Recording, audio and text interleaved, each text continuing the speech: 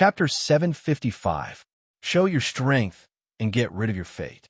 This was the truth that McGillis comprehended when he was constantly being bullied. This was also the truth that McGillis had been pursuing up until now. In front of this truth, McGillis didn't seem to think that when he was in control of the truth that he pursued, when he encountered a stronger and more terrifying power, would the truth that he pursued have the same effect as he expected? McGillis might have thought about this, or he might not have thought about it. No matter what, whether he had thought about it or not, it couldn't change McGillis's current situation. The incessant ear-piercing alarm, the broken cockpit, and the piercing pain caused by the glass that pierced his leg, they were all telling McGillis one thing. The truth that he pursued was just a joke. McGillis's strength quickly faded away.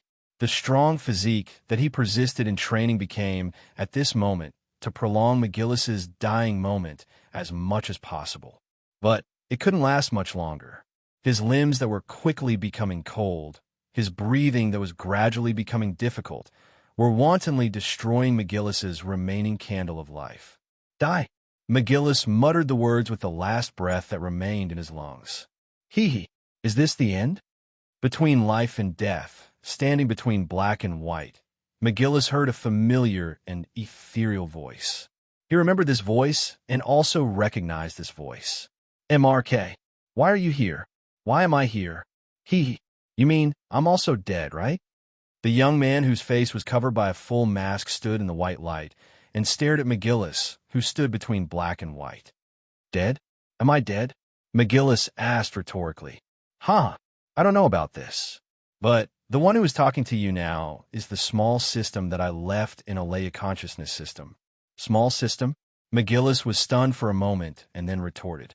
I don't remember there being such a humorous program in this world. Is that so? In that case, you could just treat it as the world's first humorous little program. After a pause, the masked man raised his head and looked at McGillis. Why are you so obsessed with power? McGillis. The darkness under his feet gradually spread, and the white light supporting McGillis quietly faded away. In the increasingly heavy darkness, McGillis remained silent. It was only when the darkness enveloped his head that he slowly opened his mouth. Power can allow me to shake off the humiliation of the past. Allow me to continue living. Is that all? The masked man asked again. That's all. McGillis confirmed with absolute certainty. From a dark alley, to being sold to a place full of evil, to a luxurious mansion with an elegant environment, far away from the mortal world, this time, once again, being bullied. When it comes to gathering strength, memories of him exploding with power and killing the bullies kept surging in his mind. Until the darkness surged up like a tide. At the moment when the last trace of white light retreated from McGillis's feet, the masked man asked again slowly. McGillis, what are you after? Supreme power. McGillis, where are you pursuing her? The darkness that had expelled the white light and climbed onto McGillis's shoulder suddenly paused. At what I think is the peak. As soon as this answer came out, the darkness that climbed onto McGillis's shoulder surged crazily, but strangely, it was unable to move forward. McGillis, where's your goal? Silence came from the surging darkness, causing McGillis to remain silent for a long time. As time passed, the surging darkness was like a man-eating beast. As long as McGillis revealed a flaw, the surging darkness would drag McGillis into the dark abyss on the spot, consigning him to eternal damnation. You know the answer. After a long silence, a sharp gaze flashed in McGillis's eyes, as if he wanted to penetrate the mask on the masked man's face and look directly at him. Humph! What a clever answer. But this is enough. The masked man sneered, then raised his right hand and said loudly, McGillis, the supreme power that you seek is here. But everything has a price. Back then, Lars Horn defeated Doom's sacrifice and became the savior of mankind, standing at the top of the world for 300 years. Now, the savior of the world has become an evil dragon that devours the world. Have you made your choice? McGillis. Evil dragon? McGillis sneered. If it was a normal person, perhaps he would hesitate for a moment. However, ever since he had brandished a knife in that alley for a rotten apple, he might have already made his choice. I have made my choice long ago. Wong. McGillis's unwavering words had just landed when this world between life and death, between black and white, suddenly shattered. When a wind blew from behind him, McGillis sensed a pair of steel hands encircling him from both sides. Looking back, the one surrounded by the steel hands was Gaudaberry. McGillis, the power you're pursuing is there. As long as you have the courage to give everything you have. Awareness? McGillis's eyes shook. When Gaudaberry's figure became blurry, he realized that the scene in front of him had changed from the illusory world back to the broken cockpit. Is this a hallucination before death? The pain that came again made McGillis's rationality come online quickly, expelling the illusory feeling. But in the dissipating illusion, there was still an existence waiting for McGillis to choose. Gaudaberry. No, Agunica Cairo. Are you calling for me? Feeling the response from Alea's consciousness system, McGillis understood that the scene just now was not an illusion, but a reality that came from his heart. Then awaken. Gaudaberry. As long as I can give, take it. In return, I want you to give up all your power. McGillis's chest rose and fell rapidly, finally turning into a sentence, the sentence he had been waiting for. Submit to me. Gaudaberry. Boom. A terrifying energy wave erupted from the inside of the body that should have died without warning, shattering the black shadow that wrapped around Gaudaberry's body. The terrifying impact of this explosion even forced the gigantic mech, which was distorted by the high bay force, to retreat. Is it resurrected? How is that possible? The body has clearly been destroyed. Even if the Ahab furnace can still operate, it shouldn't be able to move again. Isnario looked at Gaudaberry in astonishment, whose limbs were clearly twisted and broken, but still stood strangely on the water surface. Raging flames wantonly spewed out from Gaudaberry's thrusters and the gaps in the armor, turning Gaudaberry from a steel giant into a flame giant in an instant. As the blazing flames spewed out, the lake below was scorched by the high temperature and quickly boiled. Isnario Farid. Thank you. Gurgle, gurgle, while Gaudaberry was constantly operating its twisted limbs, tried to regain control of its mobility, McGillis's voice reached Isnario's ears. However, compared to the gentle and polite voice from before, McGillis's voice now seemed to be mixed with a trace of coldness unique to steel. McGillis, you bastard.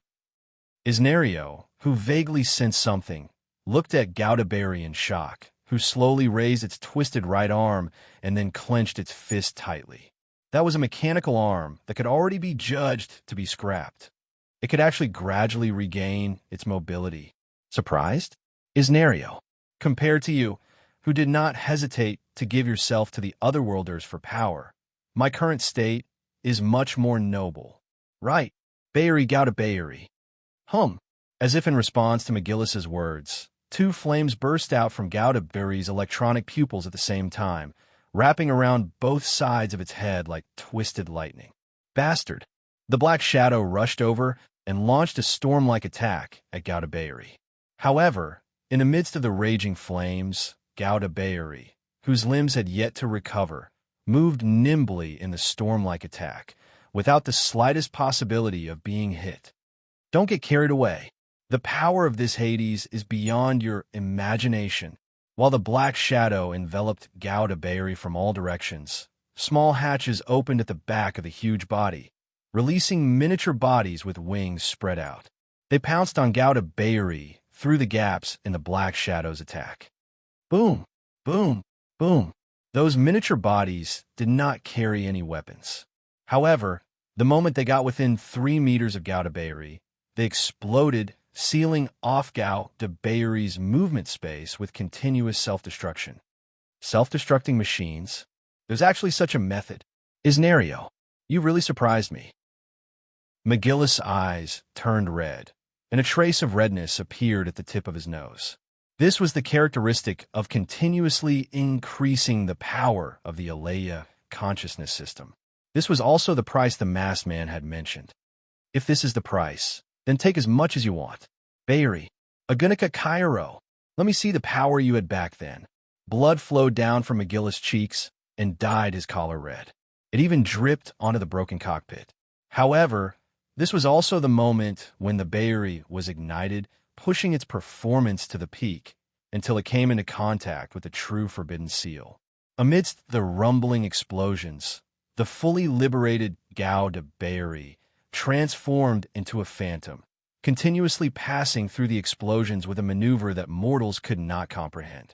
He swept up the sea of fire set off by the explosions and rushed in front of the huge body that Isnario Farid called Hades. Isnario, this is the Bayeri, the power that transcends legends and descends into the real world once again. Amidst the flames spewing out of the joints, McGillis' loud voice rang out from within the Bayeri, Gao de Bayeri. The Gao de Bayeri waved its right palm and chopped down at Hades. The blade was gone, but it didn't matter. McGillis still had the Gao de Bayeri. A fully liberated Bayeri was above the 72 demon gods. Its hands could turn into blades. Its legs could turn into battle axes. As long as McGillis was still alive, as long as the Gao de Bayeri could still persevere in battle, a fully liberated Bayeri would definitely destroy all enemies. Bang! The sound of metal clashing rang out again. This time, it was not the Gao de Bayeri's palm that broke. Instead, it was the black shadows that surrounded the huge body of Hades. What was even more puzzling was that the black shadows, which were supposed to be highly concentrated energy aggregates, were like steel. They were shattered by the Gao de Bayeri's palm effortlessly. The scattered fragments reflected the silhouette of the huge body of Hades and also reflected Isnario's stunned expression. He didn't think that Hades, who possessed such great power, would be so easily suppressed by the weaker Gundabaev. Impossible. It's just a pile of scrap metal from 300 years ago. How can it be a match for Hades? Isnario's incredulous voice was filled with anger. At the same time, the hands of the huge body of Hades stirred up gusts of wind and howled. It attracted even more and denser black shadows to envelop the Gao de Bayeri. That appearance was simply overwhelming. As long as one was enveloped by this inescapable net of black shadows, there was only one outcome: death. But McGillis was not afraid. Even his expression did not change. He clearly knew that this seemingly terrifying, inescapable net was not worth mentioning to the Bayeri. The Bayeri of Gao de Bayeri stretched out its hands, and an even more terrifying howl than the black shadows that covered the sky exploded. It was an unprecedented, murderous aura. It was a murderous aura that had been awakened for a long time. It was a murderous aura that would only erupt when it met its destined enemy. That's right, the 72 demons, including the Bayeri of Gao de Bayeri, were born to hunt down enemies like Hammonds. Now, even though the enemy standing in front of the Bayeri of Gao de Bayeri had changed beyond recognition, its foundation was still Hammonds. Therefore, its hunting instincts erupted. Boom! The flames that spewed out from the Bayeri of Gao de Bayeri's body rose again. The flames that wantonly stretched out like fog lingering in the mountains, encircling the Bayeri of Gao de Bayeri layer by layer. At this moment, the Bayeri of Gao de Bayeri was like a mythical demon god, bringing with it the unique blood and fire of purgatory to this world. It had descended in front of its destined enemy. That's right. That's it. Bayeri of Gao de Bayeri. This is your true strength. In front of him was a black shadow that blotted out the sun. McGillis's eyes, which had long since been filled with blood, strangely saw the enemy behind the black shadow, Isnario Farid. Come, Isnario, this is the final battle between you and me. The Bayeri of Bayeri waved his hand, and one of the black shadows was cut off. The Bayeri of Bayeri raised his leg and kicked out, shattering the black shadows. No matter how many of the black shadows covered the sky, no matter how many of them it made one's scalp go numb, the Bayeri of Gao de Bayeri, who was surrounded by the fog of fire, did not stop moving. As he raised his hand and kicked, The dense black shadows in front of the huge mech Hades were shattered, and could no longer stop the footsteps of the Bayeri of Gauda Bayeri. Humph. Was that all? Isnario. You, how dare you be so rebellious? Looking at the Gundabei of force that rendered the shadow powerless, Isnario's heart was instantly filled with flames of anger. Heresy? When McGillis heard this, his eyes suddenly turned cold. The moment the first syllable sounded, Isnario lost sight of Gauda Bayeri. Before he could find Gauda's figure, the scene in front of him suddenly changed. The armor, which had excellent defensive properties, was suddenly shattered. It was easily crushed by a hand filled with fire aura. How dare you use the word treacherous? As the armor shattered, McGillis's voice was heard. Then, a bloody monster appeared in Gauda's hand. McGillis, you plaything, how dare you injure me to this extent? Looking at the churning flesh and blood, he listened to the angry roar coming from the flesh. McGillis was not angry. Instead, he laughed. Look at you, Isnario. You've actually become like this, neither human nor ghost. Fine, let me send you on your way. Chapter 756. It's over. The woman who was watching everything that was happening on the lake slowly closed her eyes. Now, she has completed half of her task in this world. Aren't you disappointed? Lou Lucio stood beside her and seemed to be interested in the woman's performance when she encountered failure. Disappointed? His long golden hair fluttered in the wind as he looked at Lou Lucio with eyes as calm as a pool of stagnant water. It's just a failure of the experiment. It's not disappointing. After a pause, the woman's eyes turned and fell on the mirror-like surface of the sea. Compared with that, his existence is more worthy of attention. But there are already enemies in our territory. Lou Lucio raised his head and looked at the other side of the lake, where Bayeri and Hades won and lost. There was a battle that even the MA army could not stop. Bang! Every time the golden laser claw waved, it was bound to send several small MA Blue Man flying and smashing. In front of the huge steel lion, without the leadership of Ma Bahrain, even the scalp-numbing Blumen could not rely on the advantage of numbers to stop the assault team led by the steel lion. Bang, bang, bang. The roar of the 120mm rifle was still ongoing. However, its goal was not the enemy blocking the front, but the enemies sporadically rushing out from the flanks on both sides. The power shown by the long-toothed lion in the vanguard position was enough to prevent the people behind it from being attacked by the enemy. What made Calta more concerned was that at the beginning of the assault, Ray Minkai had said that he and the long-toothed lion would try to cover Grey Knight and Gauda Babados behind him, and let 3 Rizu and Calta protect themselves as much as possible.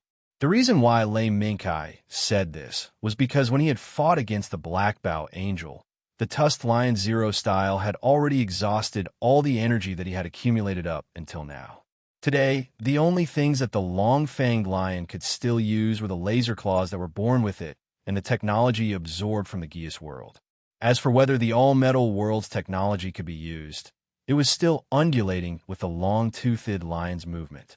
However, even so, in the face of Blue Man, who was only armed with live ammunition, the radiation shield from the Geas world was enough to deal with it. There was even a radiation shield that extended to Grey Knight and Gauda Babados behind him. As for whether Calta and 3 Rizu would appreciate it or not, Ray Minkai didn't care. Let's not talk about Calta first. Just the fact that he was piloting the Gundam Barbados, coordinating with the tusked Lion Zero, and continuously waving his hammer to attack the flanks of Blumen's army for 3 days and 3 months was enough to prove that he did not need the radiation shield. Therefore, under the cover of Barbados and Night Grez, one close and one far away, the assault team led by the long-toothed lion quickly broke through to the lake where Barbados, Gundam, and Hades had fought. You're finally here? I have been waiting for you for a long time. On the lake surrounded by the foreign buildings, countless wreckage was slowly sinking into the lake. Above the wreckage that was slowly sinking into the lake was the steel warrior, who was holding the long pointed head in one hand and was shrouded in a fiery mist. Gauda! Bayeri! McGillis? Kalta couldn't help but exclaim. The steel warrior, standing on the wreckage with a long pointed head in one hand, was Gaudabeiri. Judging from the fiery mist lingering around it, the Gundabei of Force had undergone some changes compared to before. The armor on its body was shattered, revealing the pitch-black skeleton known as the Gundam skeleton. Upon closer inspection, it was already twisted and broken limbs. It was constantly narrating the previous tragic battle. Sorry, Kalta, I have completed the mission of crusading the rebels. Ka! Bang! The right hand, full of cracks, suddenly exerted force and directly crushed half of the long-pointed head. McGillis' voice also came from inside Gaudabeiri, but Ray Minkai found some clues from this.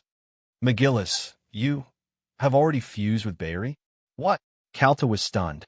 Silence descended once again, but it didn't last long.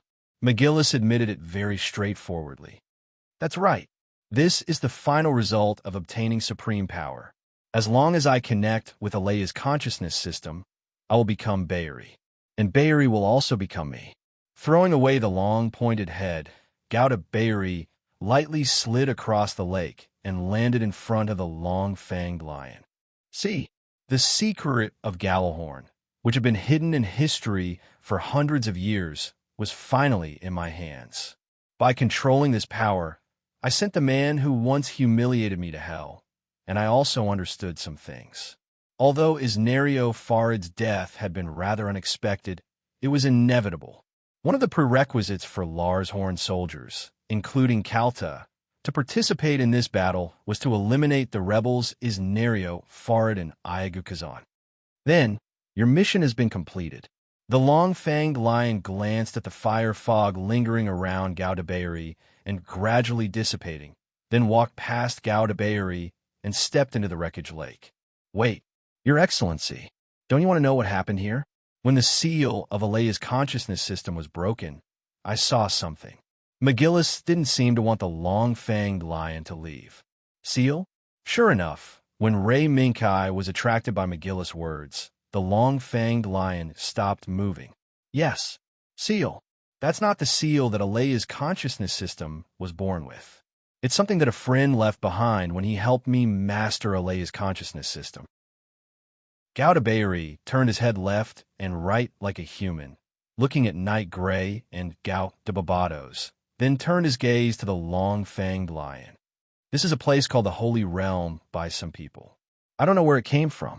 I only know that when we were young, this land that was swallowed by the sacrificial war had already been secretly arranged by people of unknown origin. McGillis, are you saying that at least more than 10 years ago, someone secretly set up such a large-scale thing on Earth, the headquarters of Gjallarhorn? How is this possible? As a member of Lars Horn's Seven Stars family, Kalta couldn't imagine that such a large-scale, shocking giant egg had already been arranged more than 10 years ago. Is it impossible? Think about the current situation of Lars Horn. For power, they did not hesitate to use various means to interfere and even manipulate the operation of major economic circles. On top of today's increasingly severe situation, it was yesterday's fearless. McGillis' words stunned Kalta. When he first assumed the position of commander of the Earth's Outer Orbit Command Fleet, Kalta once imagined to clean up the Earth's Outer Orbit Command Fleet and then expand the scope of influence to achieve the goal of cleaning up Lars Horn's environment. But in the end, it ended in failure. At the same time, it ended up being ridiculed by the headquarters and even the other fleets. Therefore, Kalta couldn't refute what McGillis said. These are the internal affairs of you and Lars Horn. McGillis, go on. Ray Minkai was not interested in Lars Horn's internal affairs. Sorry. After McGillis apologized, he continued to say everything he knew. Originally, every once in a while, Gjallarhorn would send observers to the battlefield of the sacrificial war of Doom era where large-scale battles had occurred. Our goal is to monitor whether the battlefields where the ancient Doom sacrificial rites were buried will fall silent and never recover. But the strange thing is that the relevant records I can find about the inspection records of this swallowed land only stopped at a night more than 10 years ago. According to the data, after the observers sent by the convention stayed on the sea for a week, They sent back a report about the possibility of the land swallowed by disaster sacrificial war to recover. After that, Lars Horn headquarters disbanded the garrisons set up nearby, leaving only the garrison in Carpentaria to show the existence of Lars Horn. Continue. The secret McGillis said now was beyond the scope of Ray Minkai's memories and intelligence. No, it should be said that Ray Minkai should have noticed some clues. Lars Horn's withdrawal also led the surrounding citizens to leave this swallowed land and go to the city with a better living environment. And the people who stayed here were hired by a private company called the Destiny to participate in the development project of a sea left behind by the disaster sacrificial war era. A private company called the Destiny. At this moment, Ray Minkai understood. The arrangement of a Destiny Council mentioned by Lou Lucio was here, using unknown means to bribe and even threaten Lars Horn's observers to guide Lars Horn to withdraw from this land. Then, in the name of the private company, they hired the scattered citizens who stayed in the homeland in the name of developing the sea and secretly made arrangements in the name of developing the sea. Such a shocking plan had been going on for more than 10 years, and it was still unknown to the public. In fact, the location of this plan was in Gallahorn's lair. Yes, although it's shameful to say it, in retrospect, this might be why his Nereofarid could so easily control the ancient disaster sacrificial war and pledge his loyalty to those people. Perhaps, from the very beginning, that bribed observer was a direct member of the Farid family. McGillis didn't shy away from speaking his conjecture. From all the signs, this was indeed the most likely thing. Then what exactly is that private company called the Destiny doing? Calta frowned, as if he couldn't figure it out. It's a technology called biological culture. From the public information, it's a new technology that can achieve large-scale production of seafood through cell proliferation. But it's all a lie. McGillis laughed coldly. Look at the people we saw when we stepped into this giant egg. They were just pitiful people whose minds were controlled by some unknown technology. And his Nereofarid used some technology to achieve the goal of making his body younger. And in the depths of this technology, there's an even more terrifying goal. I'm afraid the goal of those people is to create gods. What? Gods? What's that? Calta's exclamation and the doubts of the 3 suns and moons sounded at the same time. Especially the 3 suns and moons, who had been confused from beginning to end, didn't seem to understand the gods that McGillis was talking about. On the other hand, Ray Minkai felt as if he had suddenly seen the light. It was a building full of exotic charm. That human face painted with all kinds of patterns, that somewhat plain but extremely familiar robe, and even earlier, the song that had resounded through the sky, and that extremely visually impactful giant egg.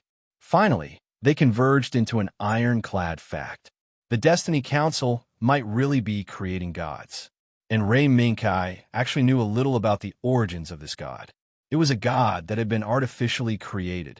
It was a god that could reset the world through adjusting laws. It was a god with unparalleled power called the Winged God. But in the depths of this land, would the giant egg that nurtured the Winged God really exist? All of a sudden, streams of colorful light that could only be seen in the north and south poles of the earth descended from the sky and wantonly spread out and contracted in the sky above the land, making the sky look exceptionally beautiful. At the same time, the singing that had been silent for a while sounded again. But it wasn't a single female voice. Instead, it was a female voice that gradually sounded from all parts of the giant egg and converged into a sound wave in the sky. It was a song that was sung in a language that Ray Minkai, Calta, McGillis, and the 3 suns and moons didn't know. The song was sometimes low and sometimes high, but the only thing that was in common was the increasingly obvious sense of holiness. It was as if this was a song that was praising something. It's begun. In the depths of the giant egg, Lamia, who was standing by the sea, said softly. After waiting for a long time, all the factors finally converged. It's finally begun. This is the moment that the council has been waiting for, right? Lu Lucio turned around and glanced at the black bow angel that was previously riddled with scars, but had now mostly recovered. He laughed heartily and said, "That's true. This is the moment that we've been waiting for." Under the gaze of Lamia and Lu Lucio, a pure white beam of light soared into the sky and released 3 halos, drawing a holy pattern that looked like the crown of God in the sky. He, winged God, was about to descend. Chapter 757. Colorful auroras coiled around the firmament, complementing the holy singing as they stretched their bodies. Under the aurora, ripples quietly appeared in the mirror sea. As the ripples continued to spread, a black shadow appeared under the sea. A blurry black shadow, a ripple that kept spreading. The moment the two appeared, it also brought some kind of creation that did not exist in this world into this world. It was a huge figure with a height of nearly 100 meters. On the beautiful face that was damaged by scars was the hollow brain that lost the most important part of the creature. Under this weird head, there was an exquisite body that lost 4 limbs. On this incomplete body, there was a dazzling scarlet armor that made people feel extremely reluctant to part with it. At first glance, it felt like a broken puppet created by an avant-garde artist with mud. Such a strange body, such a strong visual impact. It made McGillis, Calta, and even the 3 suns and moons feel extremely uncomfortable. To them, the appearance of this figure seemed to be somewhat similar to the descent of the Demon King in myths and legends. Dorum, Alikit.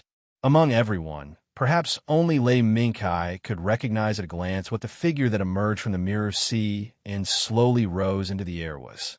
Alikit, Knight, you recognize the origin of this thing? McGillis' eyes flashed with surprise. Probably, but this is not a good thing. Ray Minkai lowered his gaze slightly, looked at the holographic projection of the White Cat Zero, and said, "Leave this to me. You guys go find a mechanism that controls this." Alikit, mechanism? That is not something controlled by humans. Kalta's gaze stared at Alikit's beautiful face that was torn by scars for a long time. No, you can understand it as a human controlling it, but the cockpit is not above Alikit. The control program is only done through some remote technology that we don't know about. After casually finding a reason to block McGillis and Kalta's doubts, Ray Minkai ordered the 3 suns and moons. 3 suns and moons. I'm afraid Barbados can't participate in the next battle. So, your next task is to find the control mechanism. If you can't find it, try to take away the humans that are controlled. Remember, do your best. Understood. This was a good thing about 3 suns and moons. Even if there were some doubts in his heart, he still 100% obeyed and executed the order. Looking at Gouda and Barbados, who turned and left, McGillis and Calta, who had all kinds of thoughts, also knew that this place was no longer suitable for them to stay. Your Excellency, do your best. McGillis meaning, yes, if I really fought with Arakit, this area would probably cease to exist. That is a tricky enemy. Dorum, Alikit, and moons and moons and moons and moons and moons and moons and moons and moons and moons and moons and moons and moons and moons and moons and moons and moons. The unknown force field and the strange attack method were enough to give Shirzei, Fawn Lion, who had exhausted all of his accumulated energy, a headache. Then, I wish your Excellency the best of luck. McGillis didn't hesitate and simply drove Gao to catch up with Gao to Barbados. But Calta looked like she wanted to say something. Calta, issue. You and Nightgrez's performance is good enough. Your next task is to rescue the people who are being controlled. Be fast. The enemy is not only Alikit. Raymond Kai's words made Calta frown, but she could still guarantee that reason prevailed. Understood. When this is over, I hope you can give me an explanation. Steel Lion and the origin of these things. We'll talk about it when the time comes. Raymond Kai's mouth had a wry smile, but he didn't agree to Calta's request. It's a promise. As soon as Calta's voice fell, Grez unleashed all of his thrusters and caught up with Gundabayri and Gundabayri, who were some distance away, at top speed. Ray Minkai took a deep breath as he looked at the three light spots retreating quickly on the radar. State Zero, are you ready now? State Zero snorted and replied with disdain. If I say I'm not ready, will you turn around and leave immediately? Ray Minkai sighed and said helplessly, probably not. The development here has exceeded my expectations. If this goes on, when that thing wakes up, I'm afraid this world will be reduced to zero. State Zero was silent for a while after hearing that. That thing, is it so scary? The world will be reduced to zero? Probably. Since Dorum and Alikit have appeared, then the god of wings, who is above them, is probably not far away. After McGillis, Kalta, and three suns and moons left, Ray Minkai and State Zero gradually opened up their communication. The god of wings is a giant statue that originated from another world's technology. Although the description of its power is a bit complicated, its ultimate purpose is to adjust the world and reset it. Giant statue of gods. State Zero muttered the name and realized that this might be the strongest enemy they had ever encountered. Let's begin. Facing such a predicament, State Zero wasn't discouraged, but instead responded to Ray Minkai calmly. Okay. Light flowed, and the equipment on State Zero's body was removed. He once again returned to his original pure white state. He swept past the layers of foreign buildings like lightning and went straight to the Mirror Sea. At the same time, the huge red stone figurine named Alikit slowly rose to a height of 1,000 meters, overlooking the land below. Suddenly, the lips painted with purple color opened slightly, and a pleasant song sounded.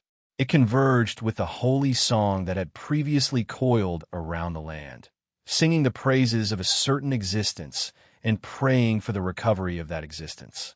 Boom! Boom! There were constantly bursts of flames under his feet. The pure white lion rushed through the line of defense gathered by the MA army, and did not put the MA army gathered on the seaside in his eyes. Buzz! Suddenly, there was a burning aura in the air.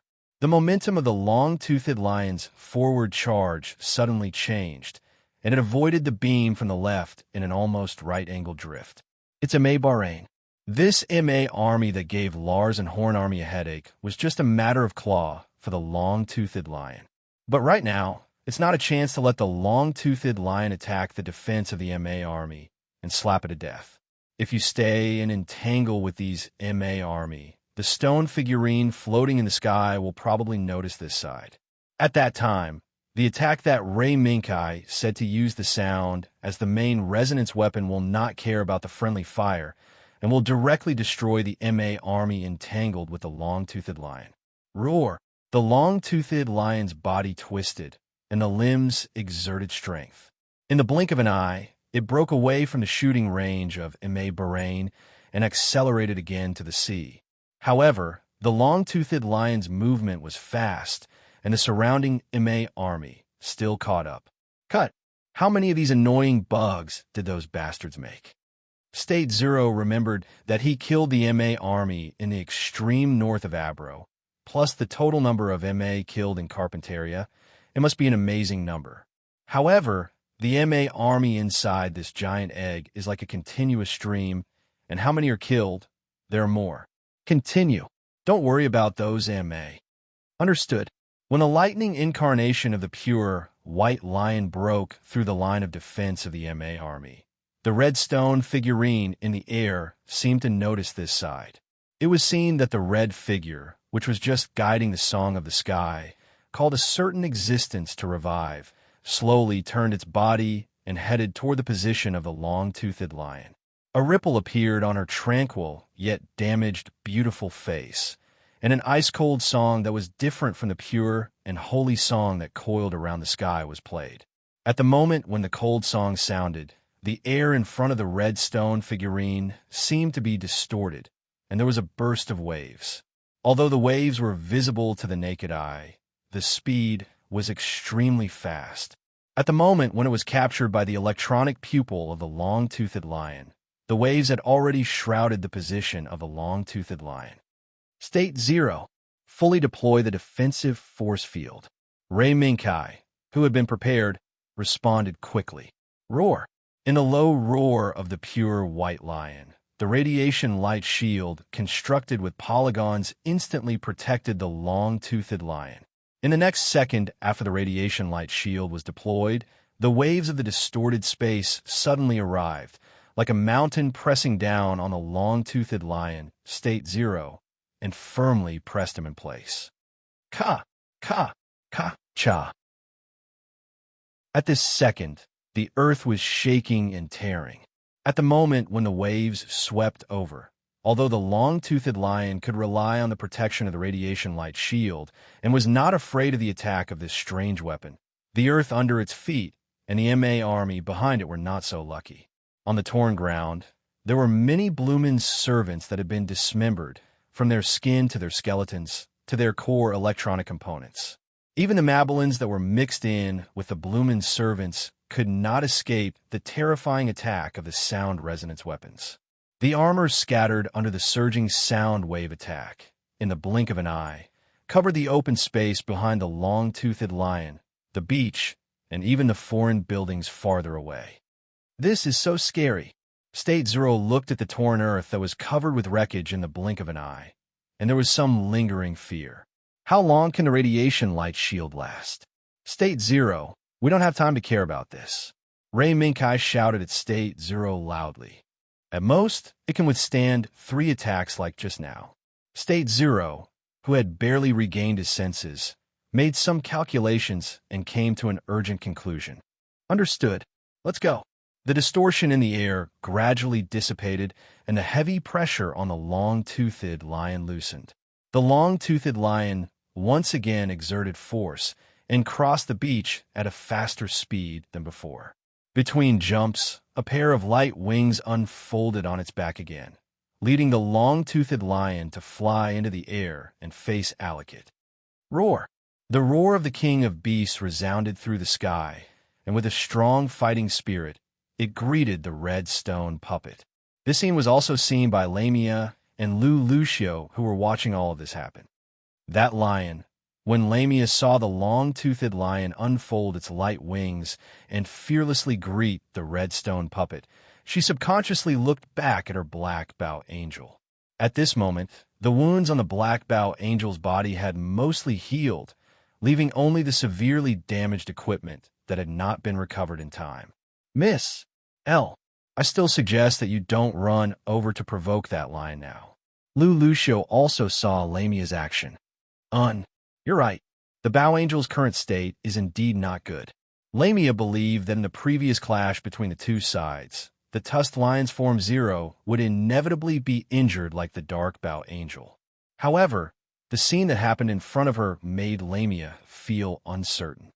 At this moment, just as the long-toothed lion and the red stone puppet exchanged blows, the song above the sky suddenly changed. The holy song no longer sounded, and it was replaced by a burst of simple syllables. It was like a song, but when the sound of simple syllables resounded through the sky, the ripples on the surface of the sea below suddenly rolled up. A black shadow broke through the surface of the sea at an extremely fast speed, revealing its true appearance in the midst of the storm and waves. It was a broken stone pillar. It was a dilapidated, ancient building. Surrounded by these broken stone pillars and ancient buildings, there was a figure shrouded in a thick fog that could not be seen clearly. And in front of this thick fog, the figure that Lamia and Lu Lucio were watching before, the quiet gray-haired girl quietly appeared, slightly raised her head, and looked in the direction of the long-toothed lion and the red stone puppet. At this moment, the sun hanging high above the sky seemed to have lost all its brilliance, because the sleeping girl, who had her eyes closed all the time, slowly opened her eyes at the moment when she was facing the long-toothed lion 0 style. It was a pupil that the moon, the starlight, no, even the flames could not compete with. It was a gaze that mortals could not touch. It was a pair of eyes that should not exist in the world. At the moment when the gray girl opened her eyes, the red stone puppet that was confronting the lion suddenly stopped and trembled. Then, its body was torn apart by a sudden crack that appeared out of nowhere. In an instant, it turned into fragments and scattered toward the sea below. This scene made Ray Minkai and State Zero shudder. Is this still an existence that mortals can understand? Did the Destiny Council really create gods? Chapter 758. Asterisk cough cough. Asterisk will got the name of the winged god wrong in the previous chapter. The first mech to appear was Fostamo, a red golem with O-shaped legs, not Alikit, a purple golem with a halo on its head and a pair of slightly closed wings. In the colorful space, a 1,000-meter-long, cutting-edge warship named Macross was rapidly traveling through the hyperspace channel following the abnormal space-time signal it had captured. Looking at the colors that constantly flashed by outside the porthole, as well as the residual shadows of the unknown world, the girl with her beautiful long black hair, tied into a ponytail, had a worried expression that didn't disappear for a long time. "Sister, don't worry. We'll be there soon." Sitting behind the girl with the ponytail and surrounded by many dolls, the petite person looked up from the monitor screen and comforted her sister. "Yeah, don't worry, Nana. I'm still calm." This pair of sisters had previously learned about Lei Minkai, Lakis, and a certain person's existence from the First Fleet led by the superclass flagship King Kong. Thus, they had resolutely entered the black hole, attempting to use the singularity inside the black hole to search for the abnormal signal captured by the First Fleet and find Lei Minkai, Lakis, and that person. "He Mimi, and he Mimia." Hinana nodded slightly. As the long blonde hair scattered on the dolls retracted slightly, Hinana also projected a screen in front of Mimi. "Sister, just now, the Demonis space-time radar once again captured an abnormal signal. According to the analysis, in this abnormal signal, in addition to a signal highly similar to the teacher's, there was also a strange signal." "A strange signal?" Mimi frowned. She seemed to have thought of something. "Yes. I've also deciphered this strange signal. It's highly consistent with the signal deciphered by the First Fleet. Do you want to hear it?" Hinana looked at her sister, waiting for her decision. In fact, the moment the decipher was completed, Hinana, who had her mind immersed in the Azure network, had already checked the decipher results.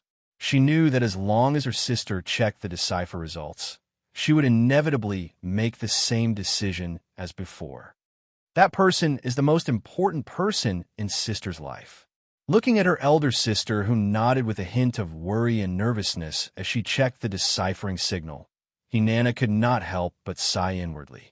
Once, who would have thought that her sister, who ran away from home, would have such a wonderful journey? As Hinana sighed inwardly, Mimi raised her hand and erased the projection screen in front of her. When she raised her gaze again to look at the colorful space-time outside the porthole, the worry on her face had already receded, replaced by a determined expression. "Nana, can you please be faster?" "Okay, no problem. Back to the present." In front of the thick fog, the gray-haired girl stared at the long Fong lion in the air for a long time. She didn't speak. She didn't show any malice. What made Ray Minkai feel strange was that when the gray-haired girl's gaze touched him and the long-toothed lion, there was no horrifying scene like Dorum Araket. It was just a glance, and it was a terrifying ending where one's body was smashed to pieces. "She's observing us." At this moment, the wild intuition of State Zero gave an answer. "Observing?" This answer didn't satisfy Ray Minkai.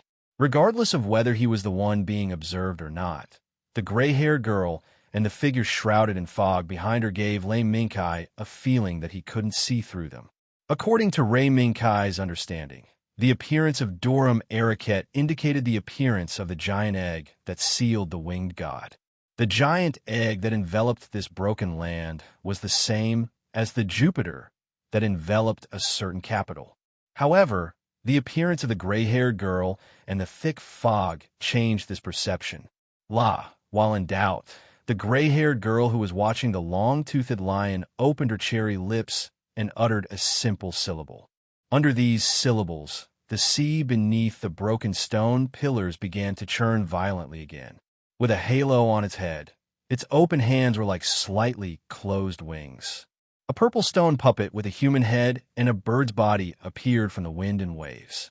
With a burst of water, it quickly rose into the air and blocked in front of the long-toothed lion. Another new puppet? State Zero was a little unhappy. The red stone puppet didn't even start to fight before it was killed by the gray-haired girl below. Now it was great. After looking at him a few times, she made another purple stone puppet. It made State Zero have the illusion that they were going to take turns to fight, and he was the one who was taking turns to fight. This illusion made State Zero feel that he was the big boss. Hey, Kai, do it. State Zero's holographic projection shook its head. Fight! Ray Minkai withdrew his gaze from the gray-haired girl and looked at the purple stone puppet again. He said decisively, and the other party was the same. Almost at the same time, the purple stone puppet slowly opened its mouth. The moment it sang the first syllable, the halo on its head suddenly burst out a beam of light and hit the long-toothed lion. Buzz! The radiation shield immediately blocked the beam of light. Looking at the radiation shield that blocked the beam of light, Ray Minkai pulled the push rod. The pure white lion immediately retracted its light wings. Relying on its own weight, it let the Earth's gravity pull it and quickly fell to the sea below. Relying on the falling speed, the long-toothed lion cleverly avoided the attack. But the attack of the beam of light didn't end there. Along with the rapid fall of the long-toothed lion Zero style, the light beam that was supposed to sweep across the top of the long-toothed lion Zero style actually swept down along with the long-toothed lion Zero style. It's actually a strafe? As State Zero exclaimed, Ray Minkai had already made a response. In the sound of the falling wind, the long-toothed lion's light wings stretched out again, setting off a gust of wind mixed with waves. Instead of retreating, it rushed to the bottom of the purple stone puppet at the fastest speed. This happened to be the blind spot of the purple stone puppet Allocate. Of course, the other party wouldn't be indifferent to the long-toothed lion's move and would naturally make a corresponding countermeasure. However, before it could make an effective countermeasure, Ray Minkai, who was already prepared, drove the long-toothed lion from the ground to the sky. He directly waved the invincible laser claw and slapped the purple stone puppet Allocate's waist. Ka! Boom! The terrifying power of the long-toothed lion's Form Zero cracked Allocate's defensive force field on the spot, but the blow missed. Seeing this, Ray Minkai didn't dare to entangle too much, but chose to retreat after one attack. Although Allocate's beam weapon had an obvious weakness in close combat, the strange sound resonance weapon was a serious threat to the long-toothed lion's existence. For these stone puppets, this weapon was just a killing move that could be activated by moving their lips. The long-toothed lion's power wasn't the winged god, so it couldn't be immune to the sound resonance weapon of these stone puppets. Not to mention the threat of the gray-haired girl and the thick fog that couldn't be seen through. Ray Minkai didn't want to waste the long-toothed lion's radiation light shield on Allocate. La, simple syllables sounded again. The terrifying resonant shock wave came crashing down. However, the long-toothed lion, State Style Zero, was one step ahead and escaped from the attack range of the resonant shock wave. Taking advantage of the shock wave that blew up a water column hundreds of meters high, it flew up from the side and approached the purple stone puppet again. Roar! The roar resounded through the sky. The golden light from the laser claw was like thunder from the ninth heaven, directly bombarding the back of the purple stone puppet Allocate. Ka! Bang! In this blow, the force field that protected the purple stone puppet Allocate couldn't withstand the long-toothed lion's laser claw and was shattered. With the remaining power of the shattered force field, the long-toothed lion's laser claw hit the purple stone puppet Allocate into two pieces.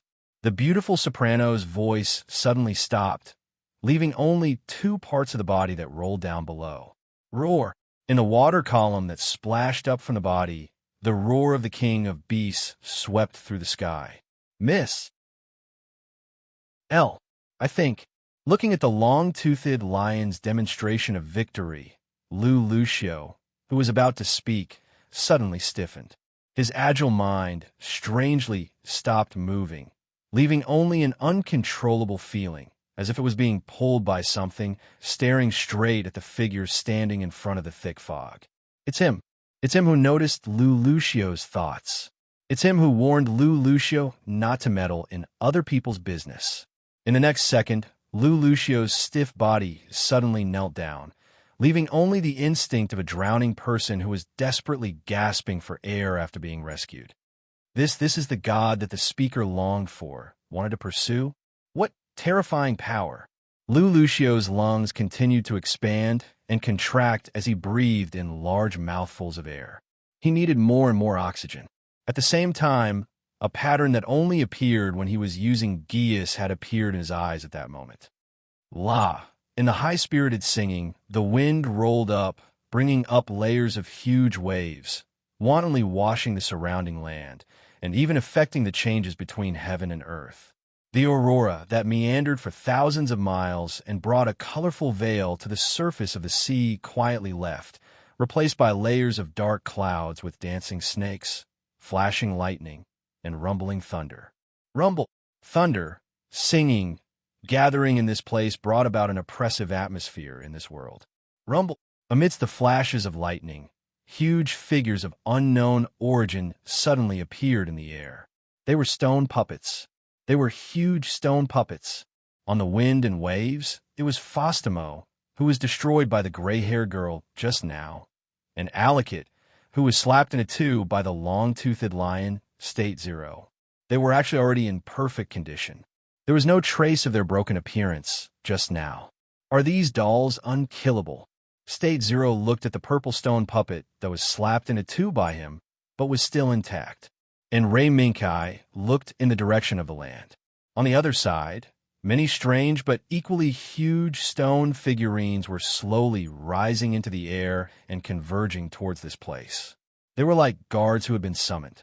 They responded to the call of the gods and appeared in the firmament battlefield one after another. Ray Minkai's gaze gradually became solemn.